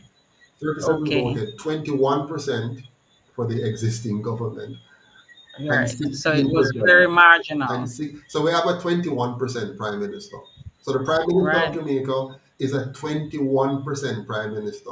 So right now, the majority of Jamaicans, I shouldn't say right now, at the elections in It was 2020, before. the elections Yeah. in 2020, 63% of Jamaicans decided that they saw nothing worthy to vote for in the two colonial parties, and so they withheld their votes. 21% had faith and hope in the JLP and its leadership, and 16% had faith and hope in the PNP and In its the other. leadership. Now, in the coming elections, what will the 63% do? They have a choice. They can either stay home, which they've done before, and if they do that, they're guaranteed to re-elect one of the two. They can choose to vote for one of the two, and if they do that, they're ensuring the continuation of 80 years of corruption. Or third, they can choose to vote for the UIC and give themselves a 50-50 fighting chance of something better. That is the choice before all Jamaicans. Now, the 37% who voted in the last election, I am sure that some of them today know that they made the wrong choice. The 21% made the wrong choice to vote for the JLP, and the 16% made the wrong choice to vote for the PNP. Now, the problem we have is that people think that election is simply about voting. No, the election is not just about voting. It is about getting involved in the process to ensure Right. you have something to vote for. So if we, the people, Change the don't get direction and the up, trajectory. if we not get up and stand up and join the UIC, volunteer in whatever way in the UIC, and donate to the UIC, then we won't have a UIC candidate on the ballot. So if you're waiting in Portland for a candidate to appear, that's wrong. You need to get involved and help your community to find a candidate and say, come, we want you to run for the UIC. If you're in St. Thomas or St. Mary or Kingston, wherever you are, you have a responsibility to join, volunteer in whatever capacity. I got a call just this week from a lady over in Portmore. My wife and I was going through the drive-through of Juicy Patty because we're hungry and we're out on the road early, and we stopped there and buy a colorado loaf. And while going through the thing and waiting for our food to come out, I got a call. I didn't know who it was, private number or whatever. I answered the call, and the lady says, "Hi, is this the UIC?" And I said, "Yes." She says, okay, I'm so glad we get to know because I want to, I'm going to know what to do, but we're ready for help. And after conversation with this lady, she runs a cleaning business. So she'll know who I'm talking. She's going to hear me now. She runs a cleaning business, and she and her daughter are active entrepreneurs. I'm so proud of them. I just love to meet people who, do something. They just sit down, do something. And we talked for about maybe 15 minutes or so. And she has committed to volunteering. She said, "I want something to do. I want to do something on the ground." So she's going to. She says, "I can print flyers. We can see how much we can afford and print flyers." I said, "No problem. Come, I'm going to put you on a team, and we're going to work together to get things going in your area." That's what we need. If you live in Florida, you can still help. You can spread the word. You can donate. You can join. You can be a part of a team, and so on. But may I talk to you? Back to you, Dr. Coretta. I want to give the message that this mission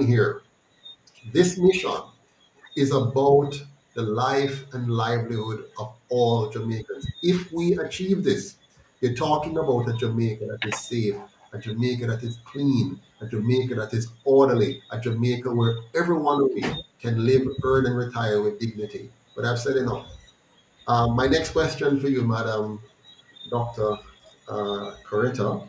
My next question Yes, to you sir. is tell me what are the core values of the UIC and how do those values resonate with or conflict with your own personal values?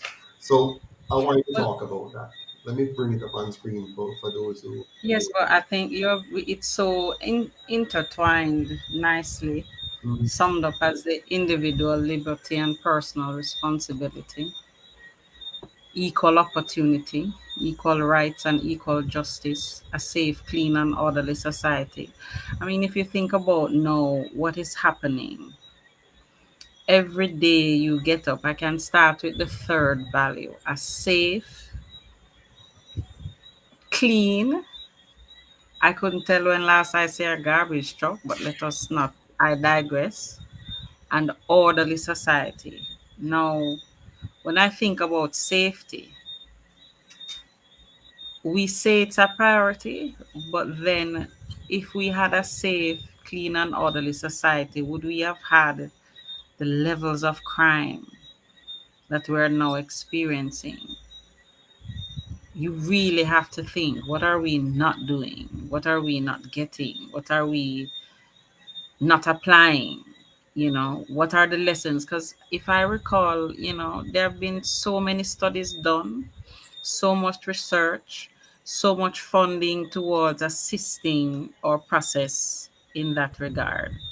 So something is wrong somewhere if we're not getting it right. We need to get it right. Equal opportunity, equal rights, equal justice.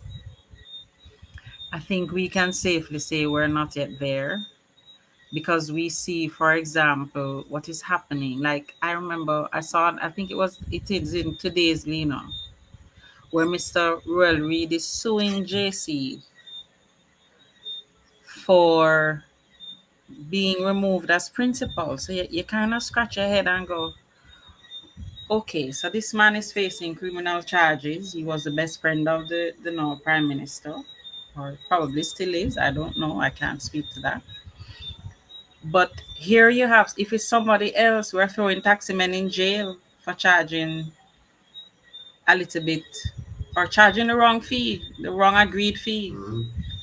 But when you look at the disparity in terms of how we're treating a criminal is a criminal. If you break the law, you break the law. Mhm. So you should be treated equitably. And there are many other cases that we can speak to. Is who you know, make you get through. It's not about being Jamaican and having rights as a citizen per se.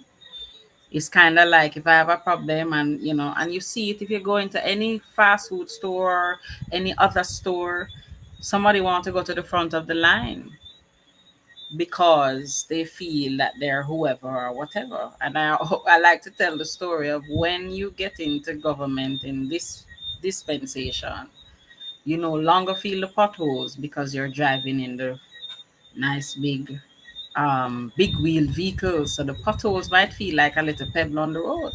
But for the rest of us who are driving our cars and we're fronting a mash up and all of this, and you can't find the proper mechanics and all of this stuff that's happening, that's not equal opportunity and equal rights. And I've spoken to the justice already. So we want to see these things become embedded in our daily way of being and living. I want to get up and know. I've heard reference of one particular member on the trail. So you can leave your doors open. I still can't leave my doors open. And I'm not saying that that is the thing to be doing, Mm-hmm. but you should be able to feel safe. I have two grown children that I've raised in this country, and I particularly set up a network process so that I know that they have to put on their phones their live locations, because you have to be thinking like that. Mm-hmm. When you leave your house, you have to, you know, be navigating the environment in a particular way. Individual liberty and personal responsibility. I've spoken to that. So we need to have policies. We need the policies applied. We need the policies executed to meet the needs of the people, the everyday people, as well as the people who are in the offices in the high-rise buildings, as well as the people who are trying to come and invest. If you're coming to invest, our people should not be at a disadvantage.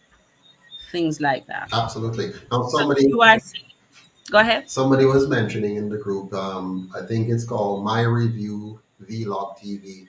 He says, Mr. Patterson, are we going to do this interview with all candidates so people can see and get a feedback of who they are and their competence and commitment? And the answer is a resounding yes.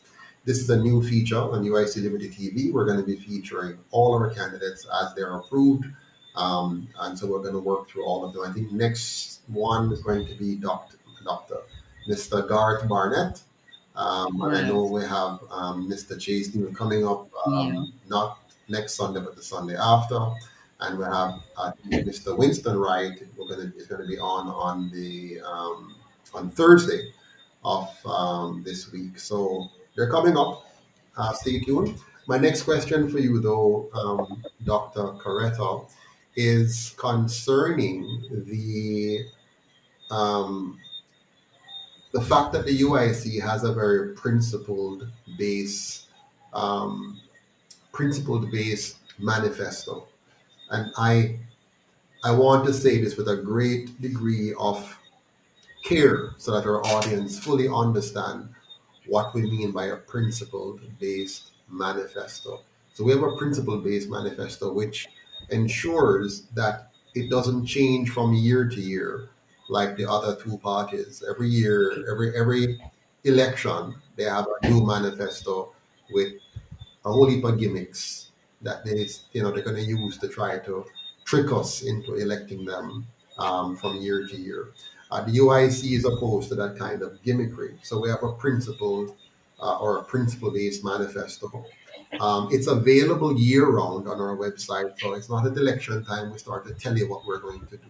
We tell you up front, and that's why sometimes we're a bit boring to some people because they like the kind of hot-headed politics where you are being distracted by the latest hot topic, whether it's whether it's the prime minister's wife, whether it's the rural reef saga, whatever it is. The UIC, we have outlined for the Jamaican people exactly what we're going to do, and so we're not shopping around from day to day what excitement we can find to throw at you. So we have very, very clear policies. Now, this is very different from the two colonial parties. Can you tell us which which of the three, or which three of the manifesto items are most important to you, or which you would love to share with us? I'm going to put it on screen here so people know. You can find the manifesto on our website. Let me just put it here for us 1 second. So you can find the manifesto on our website, and I'm going to read for you the statement of principles. If you don't mind, Dr. Correct, I'm going to read the statement Oh, not at all. Not at all. so that people can kind of see the thought process behind our manifesto. You might not be able to read it. I'm trying to make it big on screen. So this statement of principles says, we the members of the United Independent Congress of Jamaica, UIC, hereby challenge the moral authority of the omnipotent state to initiate force or use fraud against the citizens of Jamaica. And we defend the inherent natural born right of every individual to be free. We hold that all individuals have the right to exercise sole dominion over their own lives, bodies, and justly acquired properties, and thus have the right to live in whatever manner they choose, so long as they do not forcibly interfere with the equal rights of others to live in whatever manner they choose. Governments throughout the history have regularly operated on the opposite principle, that the state has the right to interfere with and dispose of the lives of individuals and the fruits of their labor. All political parties in Jamaica, except for the UIC, grant the government the right to regulate the lives of individuals and seize the fruit of their labor without their consent. We, on the contrary, deny the right of any government to do these things and hold that where government exists, they must not violate the rights of any individual, namely the right to life.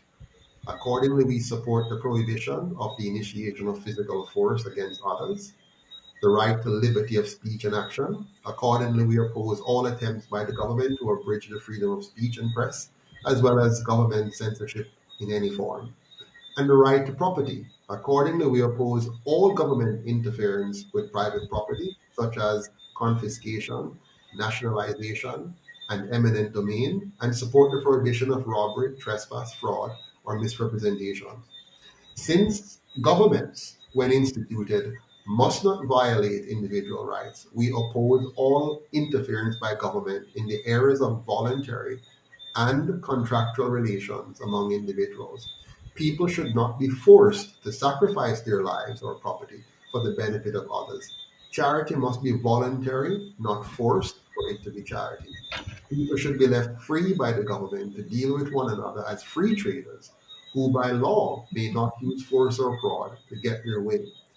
And the resultant economic system, the only one compatible with the protection of individual rights, is the free market.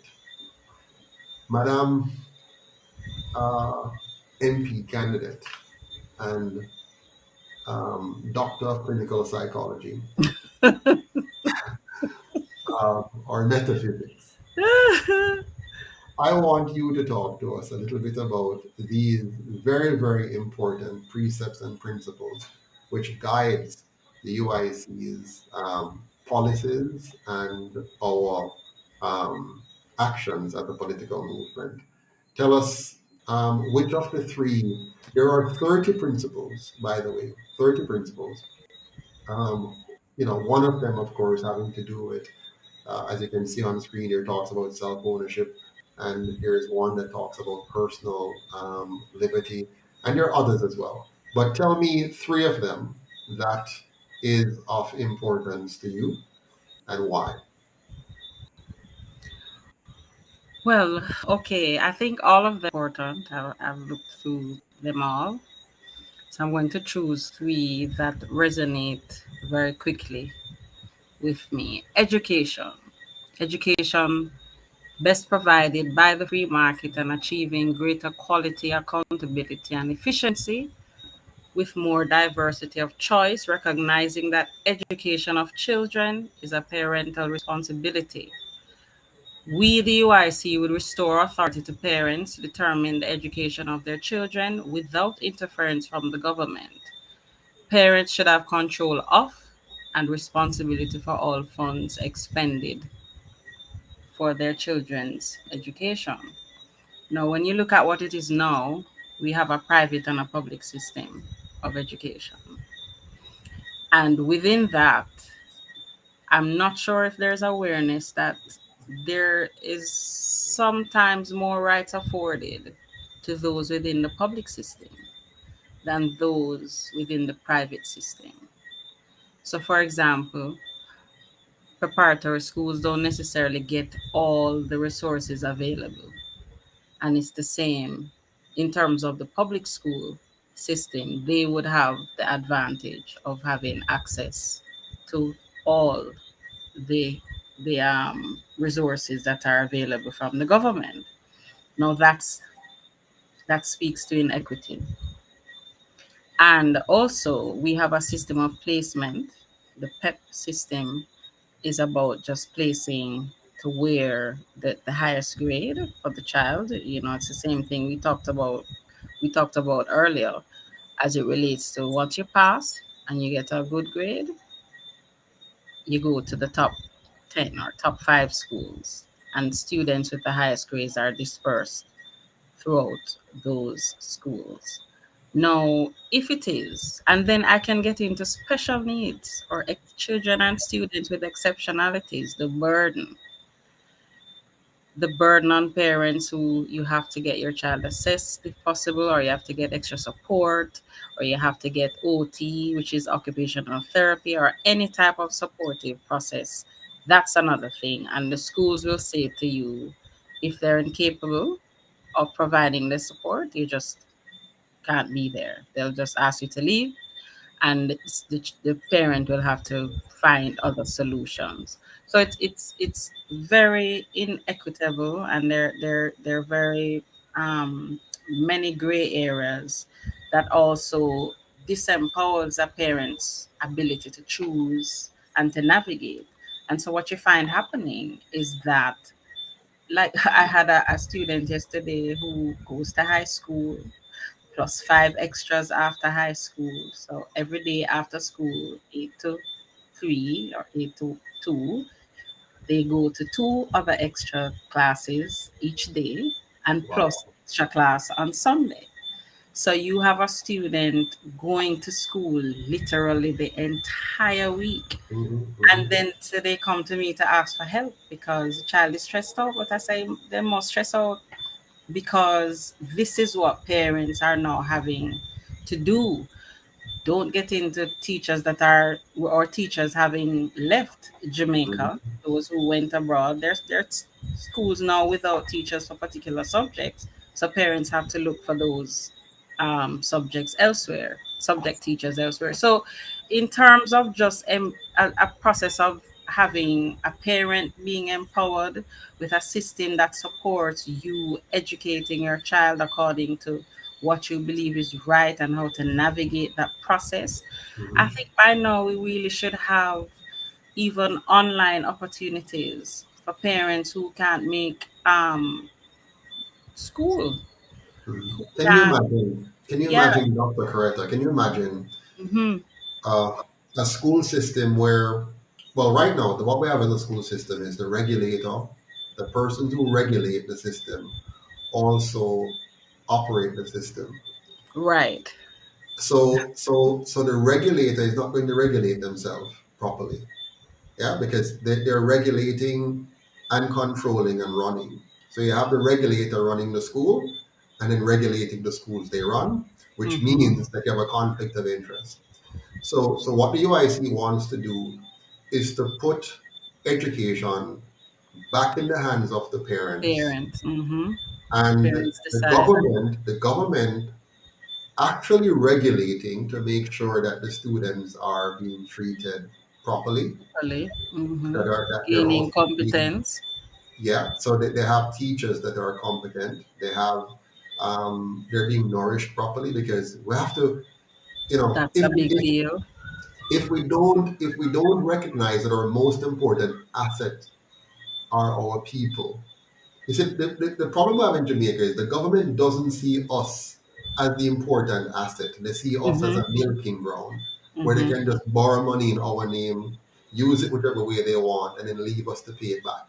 That's how they see us. Hmm. So they don't respect us. That's why we don't have good roads. That's why we don't have good sidewalks. That's why we don't have good parks in our They're going to communities. tell you they don't have enough money. Yeah, that's why, of course, that's why we don't have proper childcare centers, playgrounds, proper community centers. I have a community center here in Elam. Not even a dog wants to go into that community center because of the quality, the poor quality, the lack of quality. So the UIC's model of education shifts education, and this is strange because I know we've been programmed in our mind that the kind of education system we need is one where government is God and Lord and they run it and we just fit into whatever. When you do that, you create what is called a monolithic education system, a system where everybody is programmed the same way. And so if you're teaching foolishness, everybody learn the foolishness. If you're producing substandards, everybody's substandard. But what if we have a system which allows our educators, our administrators, our entrepreneurs to create a diversity of product that allows us to see, for example, that this school has developed the best math program there is. And we realize that their math program is producing really good quality, and the other schools now can learn from them, as opposed to a God in the ministry say, here's the math program, here's what we're going to all follow, and you all do this because we Well, did not say so. Yeah? But supposing you had this freedom to experiment, to try different things, to have a school that is based on sports. It's a sports school where they teach everything within the context of sports because that's what they want to do. And parents say, hey, I want my son, I think my child is gifted in the area of sports. They go to that school and we create a ton load of Usain Bolts because that's what that school does. Another school creates a ton load of scientists because that's what they do. Another school, a ton loads of smart entrepreneurs because that's what they do. So we have a mosaic to choose from, and we're not locked in. And then the government now is playing its role as a regulator to make sure that nobody's being violated, nobody's being wronged, nobody's being left behind, and the money follows the student. So you don't end up some students, because of where they're born or where they live, they end up in a dump system. If just because that's the way their system works. Why not have a system that allows our parents, our children, our families, our communities to take ownership, to get involved, and to have parents again being fully engaged in the education process because now it means something. They have a say, they have a role. They're not just minions that we say send your children to us and we'll do whatever with them. What do you think about that? well, the home, I do agree. The home is really the first place where any child gets educated, and the Yes. parents are the first educators, really.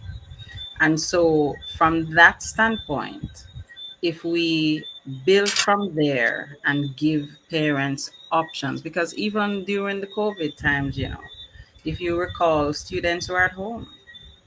And Hmm. so parents now had to sit more in the role of parenting because they had to monitor, even though they may have been working Hmm. online. The parental role had to be exercised in that scenario. And many So, didn't.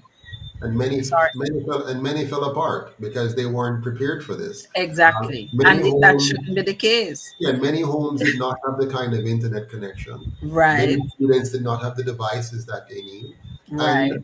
the Many parents orientation. couldn't contend with having their children at home for so Yeah, long. and the orientation of the parents weren't ready, meaning they were used to, many parents, and you have parents like yourself who are more involved in your children's education because you just know you should. But the way we have cultured our entire nation, the vast majority sees the school system like you just send the kids away and Right. they You hold just them drop for off a and period. go. Yeah, they hold them And for a teacher period. must fix it. Yeah, and Right. then so we haven't oriented our parents. If you go to Singapore, and I love Singapore because it is it is It's one a of the good worst model. countries in the world at the time. So I can compare. Take the worst country at the time of Jamaica's independence and compare it with Jamaica. So they were the worst. You go to Singapore, every child is treated like a very valuable resource, a very valuable um, element, a very valuable individual. So the system doesn't treat children like like a conveyor belt where you just get in and then you just get chop, chop, chop, and you drop off. They see the value in their people. And so the parent, the teacher, the administrator, the politicians, they're integrally involved and engaged in making sure that every one of those children get the best possible chance of succeeding. So Right. what that does, Dr. At all the Corretto, levels. and I don't talk very well in theory. I'm very simplistic. I go right, not simply, but simple. I go right to the heart of the issue. If your school system is not producing somebody who comes out at the end that can reason, analyze, comprehend, produce. If it's not that, not tell me nothing more, no matter what kind of talking you're telling me. If me now see them come out and them It's can take still a flawed. ruler, they can take The a ruler. process is flawed.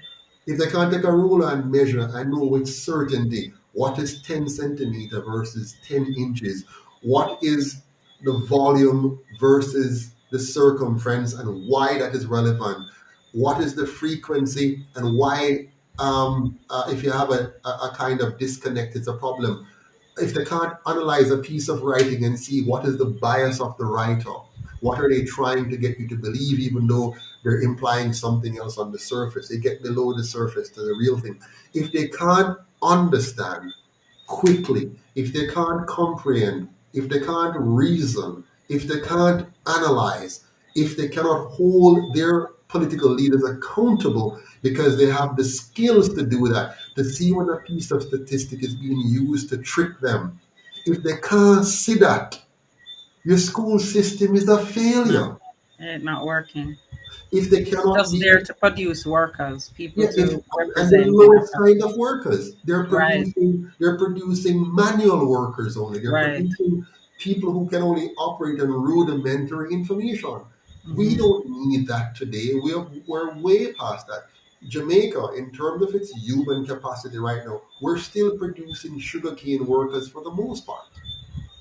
And that's a sad fact. That is a Yeah. sad fact. And really, yeah, We're yeah. not producing outputs that can produce high quality programs, whether AI or not, that can take in innovations from other countries or inventions from other countries and apply innovation to them and make them better for local use and to then re-export.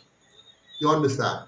There's no reason, none at all, why Jamaica is still highly dependent on fossil fuel. Because They have not created minds to create those solutions. we have the basics. We have the solar, the sun in abundance. We have the green matter for methane gas in abundance. We have the seashores for the geothermal energy in abundance. But we have not been able to do this. Why? We Because don't even if have the somebody mind. tried, even if a few of us from UTech or UA decide to try a thing, the entrepreneurial infrastructure is unsupportive. The Right, banking system is unsupportive. right. So you're The capital, frustrated from the get-go. yeah, the capital access is prohibitive. The access to other like minds, having enough other minds around, the acceptance rate of the local market is, all of that is a problem because we are simply a buy and sell population, right? That's what they've brought us to, buy and sell. You just buy it and sell it, or you just buy and consume it. That's all. So we have to change that. And for that to happen, we need a new education paradigm. And we cannot simply allow those who have had it for 80 years to tell us that now they are ready to give us something new. Because if you didn't give it to us for 80 years, and if what you gave us for 8 years has failed us so badly, we should not trust you with another 8 minutes in office. I would think by now we would be a little bit more dynamic because you have described a very eclectic approach. Because now we have students who are so exposed to social media, to online systems. I mean, one of the things, what's interesting too, is that, for example, I talked to a group of 9 year olds, and they, right before Heroes Day, their mentality at 9 is when you say our forefathers fought for you to be here in this class, they kind of look at you sideways like, what? And then when you say yes, but there was a time you didn't have a right to sit here. There's a time you didn't have a right to even come to school. And there was a time people get beaten and you give them this sense of what used to happen. And they're like, but that's not right. But that's not fair. And so right away they get it that this particular thing should not have happened. So in my mind, I'm thinking, okay, here we have, they are not necessarily readily associated with the trauma in my brain of what happened. They can understand it theoretically, but they're not associated readily with that trauma. So here is where we should now have a system that can engage them into building out greater solutions for our society. Absolutely, and they have to know their history in order for Exactly. them. If Marcus Garvey said it well, that Yes. if you don't know your history, you're like a root without a tree. You're like a tree without roots if you Right. don't know your history. And so Right, if but our we can children, teach it to them. We teach it yeah, to them, but I'm just saying that because they're so far removed in a sense, we can get them to understand the history.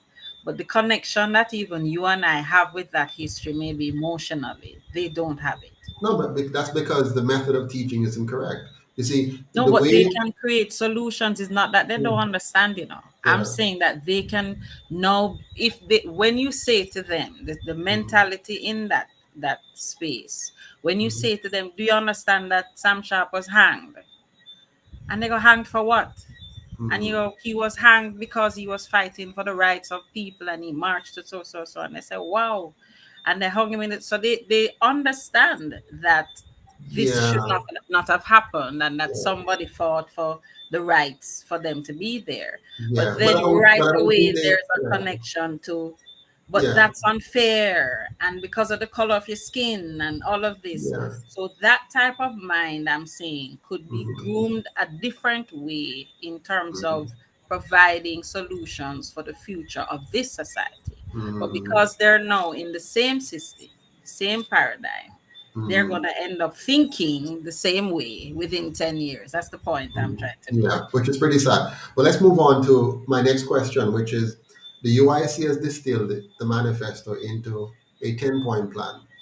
One of them is to make every Jamaican a property owner by returning the land that was stolen from their ancestors by the colonial masters and have since been withheld by the two colonial parties.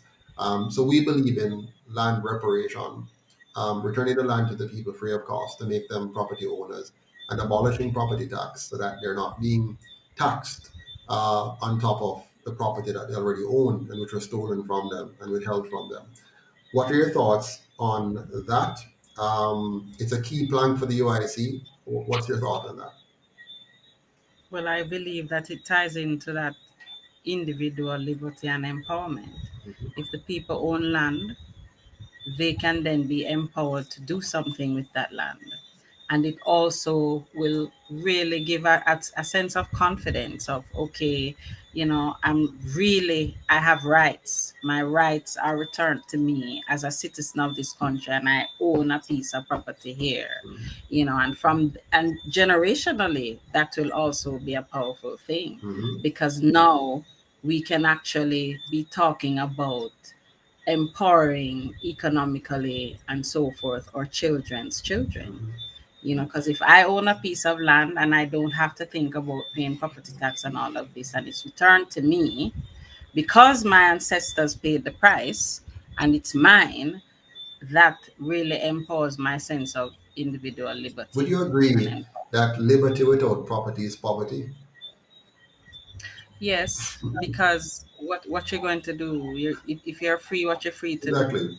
In 1838, when they freed the slave and left them with nothing but the freedom to choose their slave master. Meaning, Yeah, they didn't own anything. you're no longer tied to any of the respective slave Which masters. was trickery too, Mister. That was trickery as Of well. course. So they kick you out. Come out. We're not responsible for you no more. We're not for you no shelter. We're not for you no food. We're not for you no clothes. Come out. You're free now. But your freedom does not come with property. So you now have the property to go farm for yourself if you want. You now have the property if you can build your house if you want. Yeah? You now have the property to have some level of security in your life. Because now all you have is the freedom to go and beg a job. Isn't that what we still have today? Yes, and it is even worse because now, I'm not sure if we're aware, but you have to get your credit. What is this called? You have to get rated by credit Yes. agencies now Yes. to actually acquire a mortgage. And then what they've done, because NHT is a right, because you pay NHT once you're employed, this is one of the taxes that you pay. You shouldn't really be having to go through any sort of scrutiny. It is now tied with banking institutions. Mhm. So different institutions can partner with the NHT and the banks can ask for the credit So let me trick report. you again. Now, So let sorry? me trick you again. The trick, right? So what when a young person leaving college in 5 years? I mean, how long is it going? And then when you go to the banks, the mortgages are like over 100,000 Yeah. But stick up to in. get even a little small bedroom. Don't go so far yet. Start with where you were. Yeah, That you just leave college. In right, order for you to get an appropriate credit rating, you need to plug into the system and right, borrow money and right, show say you can manage the money you borrow and then build up a credit rating. But when you're doing that and credit borrowing, to build a history. what they have just done, they have got you to log into their system and make you a customer. So you are forced to be a customer of their system. Mm-hmm, You're mm-hmm, forced to get used to the idea of them being your lender and work mm-hmm, through that system to build up your credit, which means you must make them rich because many of us are going to fail along the way. We're going to borrow mm-hmm, more than we can pay mm-hmm, back because they never mm-hmm, taught us mm-hmm, financial literacy in school to any substantive mm-hmm, level. We haven't learned what money is, the science of money and how it works. We don't understand the mm-hmm, system of inflation and devaluation. We don't mm-hmm. understand the system of how mortgages really work to see that it's a Right. ripoff. So after they get to build up your credit rating, and finally now you've done whatever it takes, and you go and sign off on the mortgage if you make it now, and you spend the next 30 years of your life paying for a Yeah. property. Watch me now, paying for a property for which you're going to pay property tax for the rest of your life on that property. So you pay a mortgage, which is normally going to be somewhere between 1.5 to 2 times the actual price of the property. They have inflated the price of property by not investing in giving you your property rights that you earned from your great grandparents who were enslaved and lost the land that they stole from them. So they have made you having to slave now to buy the land, slave to build the house, or slave to pay off the mortgage for whatever it is that they said. And while you're doing that, you're using inflation to wipe away your purchasing power gradually. So your ability to pay is being eroded by the government itself participating in a banking system that will continuously dilute your purchasing power by introducing Mm-hmm, capital that is not earned, that is not coming from the mm-hmm. community. And so all around, you are It's rough. destined, you are destined to have a 99% chance of failing, even if you think you succeed. Take you, for example, as a Yeah. professional. You might succeed in getting the mortgage, which is a big one Mm-hmm, relative to your actual salary, a very big mortgage. You may mm-hmm, very well work until you're mm-hmm, 65 to pay off this mortgage. Happy for the bank. And let's say you pay off the mortgage by the time you get to 65. And then, mm-hmm. so here's what you face at 65. You pay off the mortgage. The house now need massive repairs. The roof must be repaired. The plumbing has gone bad. It's actually leaking and causing your water bill to go up. There's no money to do that. You have to No, pay the mortgage and pay the bills. exactly. And so Yeah. now, on top of all of that, as you're Mm-hmm, aging, you have to find money to pay the rent on your property, which is what property tax is. It's rent. So mm-hmm, you never mm-hmm, really own that property, did you? And so they have found a way to keep you poor, to keep us poor. And only the very mm-hmm, wealthy who have a big advantage by virtue of whatever means they happen to acquire the wealth. Only them, that small 10, 5, 1%. Only them are in the driver's seat of their financial future or in the driver's seat of their financial security. But the Well, there will be with a 200% hike in salary. yeah. Now the politicians get that as well as their perks, But the real winners are the PSOJ oligarchs, you see, and those who are connected to the gravy train of corruption. Because remember, everything in this country, every law, every regulation is designed to enrich a small group of people at the expense of the rest. No matter what they tell you, no matter what law you hear them pass and say, this is to protect you. No, the law is designed to protect the interest of the PSOJ oligarchs, to make you think that they're working. Take NHT. NHT was introduced by the PNP, by Manley, as a way to give housing to the poor. Poor people.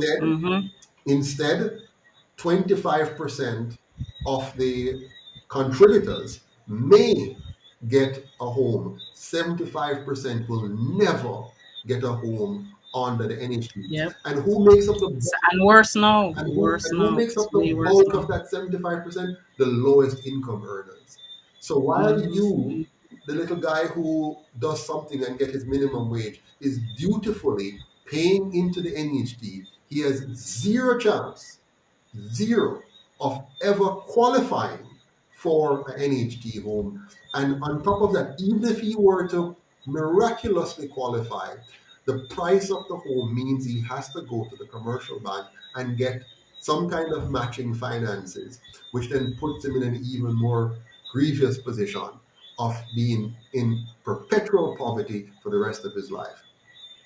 Yeah, and majority of Jamaicans are feeling that right now. I mean, we all know what that looked like. You just need to drive outside or walk outside, and that's a sad fact. How we have to turn that around. We have to turn the corner and we have to go up some hills, but we have to try and provide some hope to people to say, look, there's an alternative. And we have the hope. There's something else. I mean, yes, there is hope. The UIC, what Is people need hope. to understand with the UIC is that we're not offering you pie in the sky. We're saying to you, if you want a new Jamaica, you have to come and own your own party. This is the people's party. You have to own your process to move forward through this party. So if we keep depending on the same people who have failed us year after year after year, many of you voted for the GLP on whatever sweet words they told you that you felt was going to do something for you, and you're sorry today. Some of you have voted for PNP before. You voted for Portia Simpson-Miller. You voted for PJ Patterson. You voted for Michael Mann. You voted for Norman Manley. Whatever it is, you voted with the hopes and desire for change. What you didn't know was that you're voting for one side of the same coin.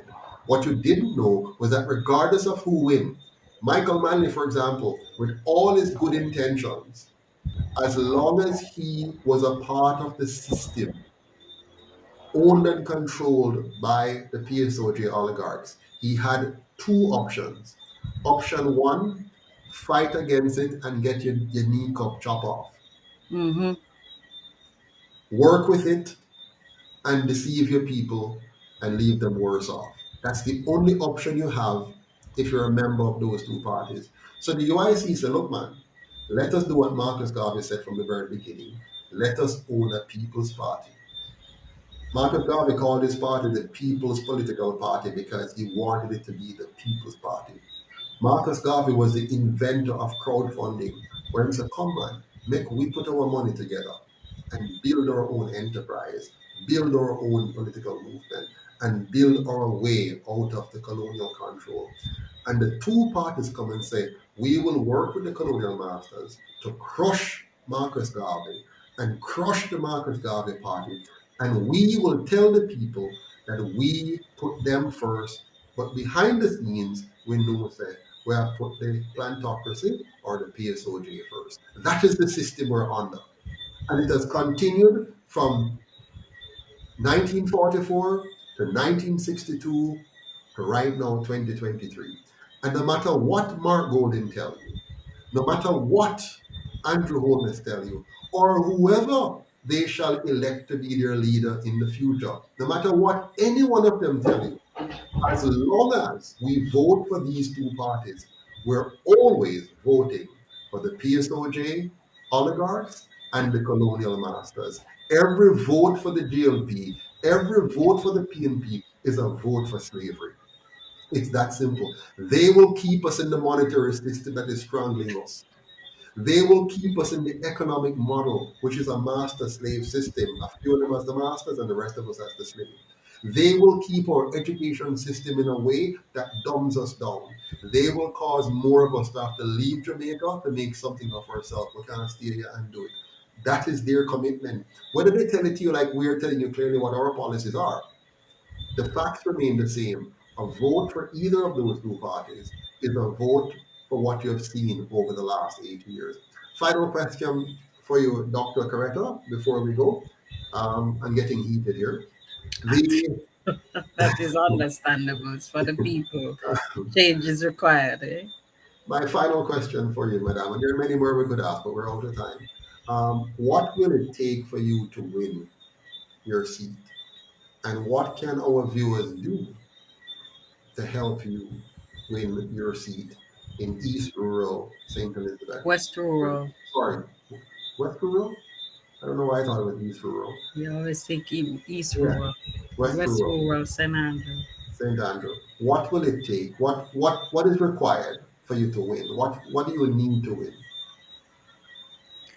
Well, I need people to put their monies where their mouth is, to join the team, to be a part of the team, to embolden, empower, and increase the capacity of the UIC to utilize the system, the process, and the blueprint to assist me within the community to reach the people with the message even greater across Jamaica and the world.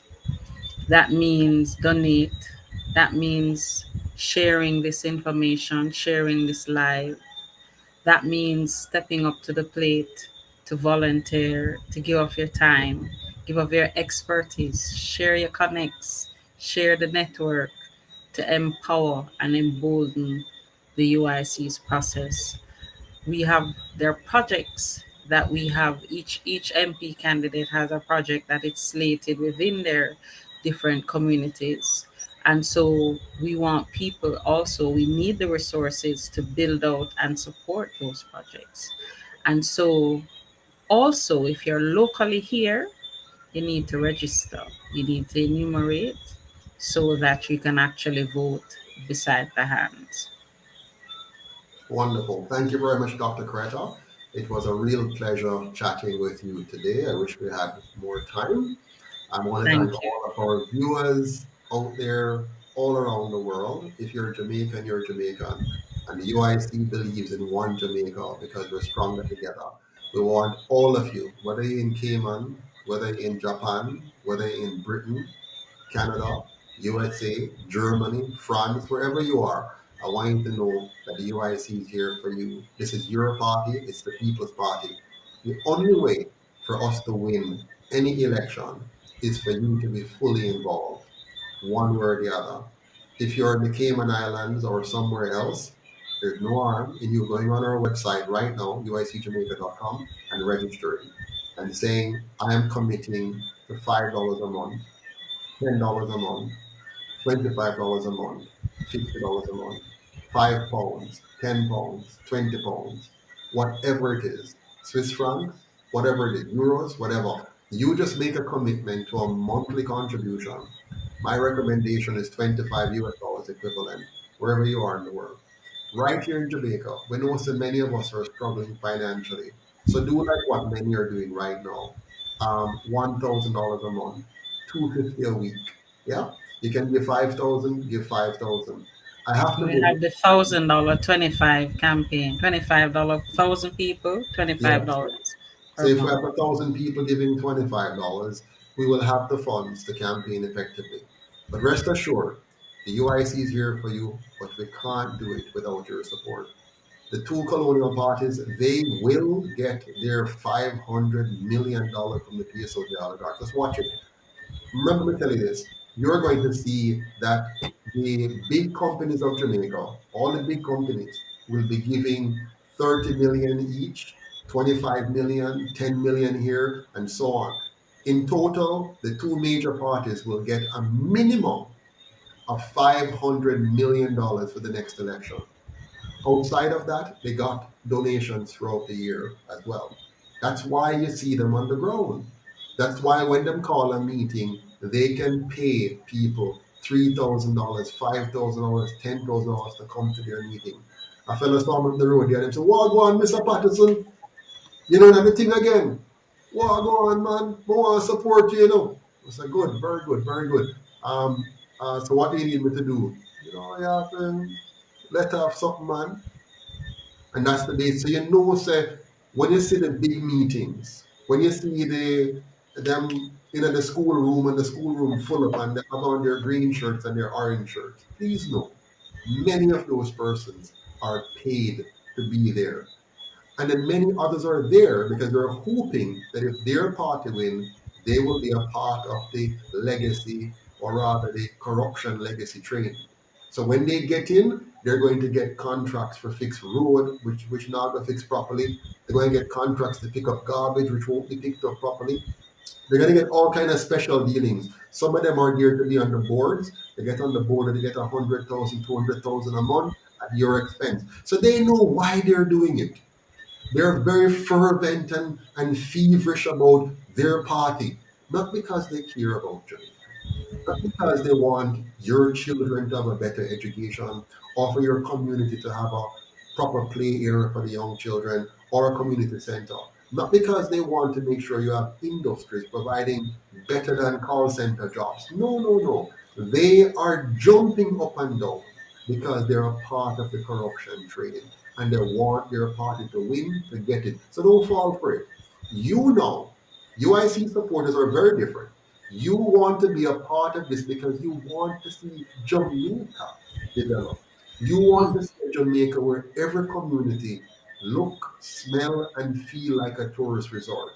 You want a Jamaica which is truly safe, clean, and orderly. You want a Jamaica where every single person, no matter what their status in life, no matter what education level they have, that they have an equal opportunity to have a decent job to take care of their families. That's what you want. That's what the UIC wants, and that's what we're fighting for. But we cannot do it without you. So remember, one Jamaica, we're stronger together. See you on Thursday when we meet up with Mr. Winston You've Wright, I got think. Barnett, Mr. Barnett. When is he? When is Mr. Barnett on? Well, I think we need to finalize, but I think you had Okay. said Thursday. But I do know that Mr. Wright is on Thursday, for sure. Right. So that means Mr. Barnett maybe before or after. Before. So Mr. Wright is on Thursday. Mr. Chase Neal is coming up after. But Next whoever it is a UIC candidate, and we want to elect all of our UIC candidates in the next election. But we cannot do it without you. Please. Thanks, everyone. Have a good night. Thanks, everyone. Have a good night. Thanks for listening in. One Jamaica. Stronger together. Take care, all of you. Thanks again. Let me see if I can do my outro properly. Here we go.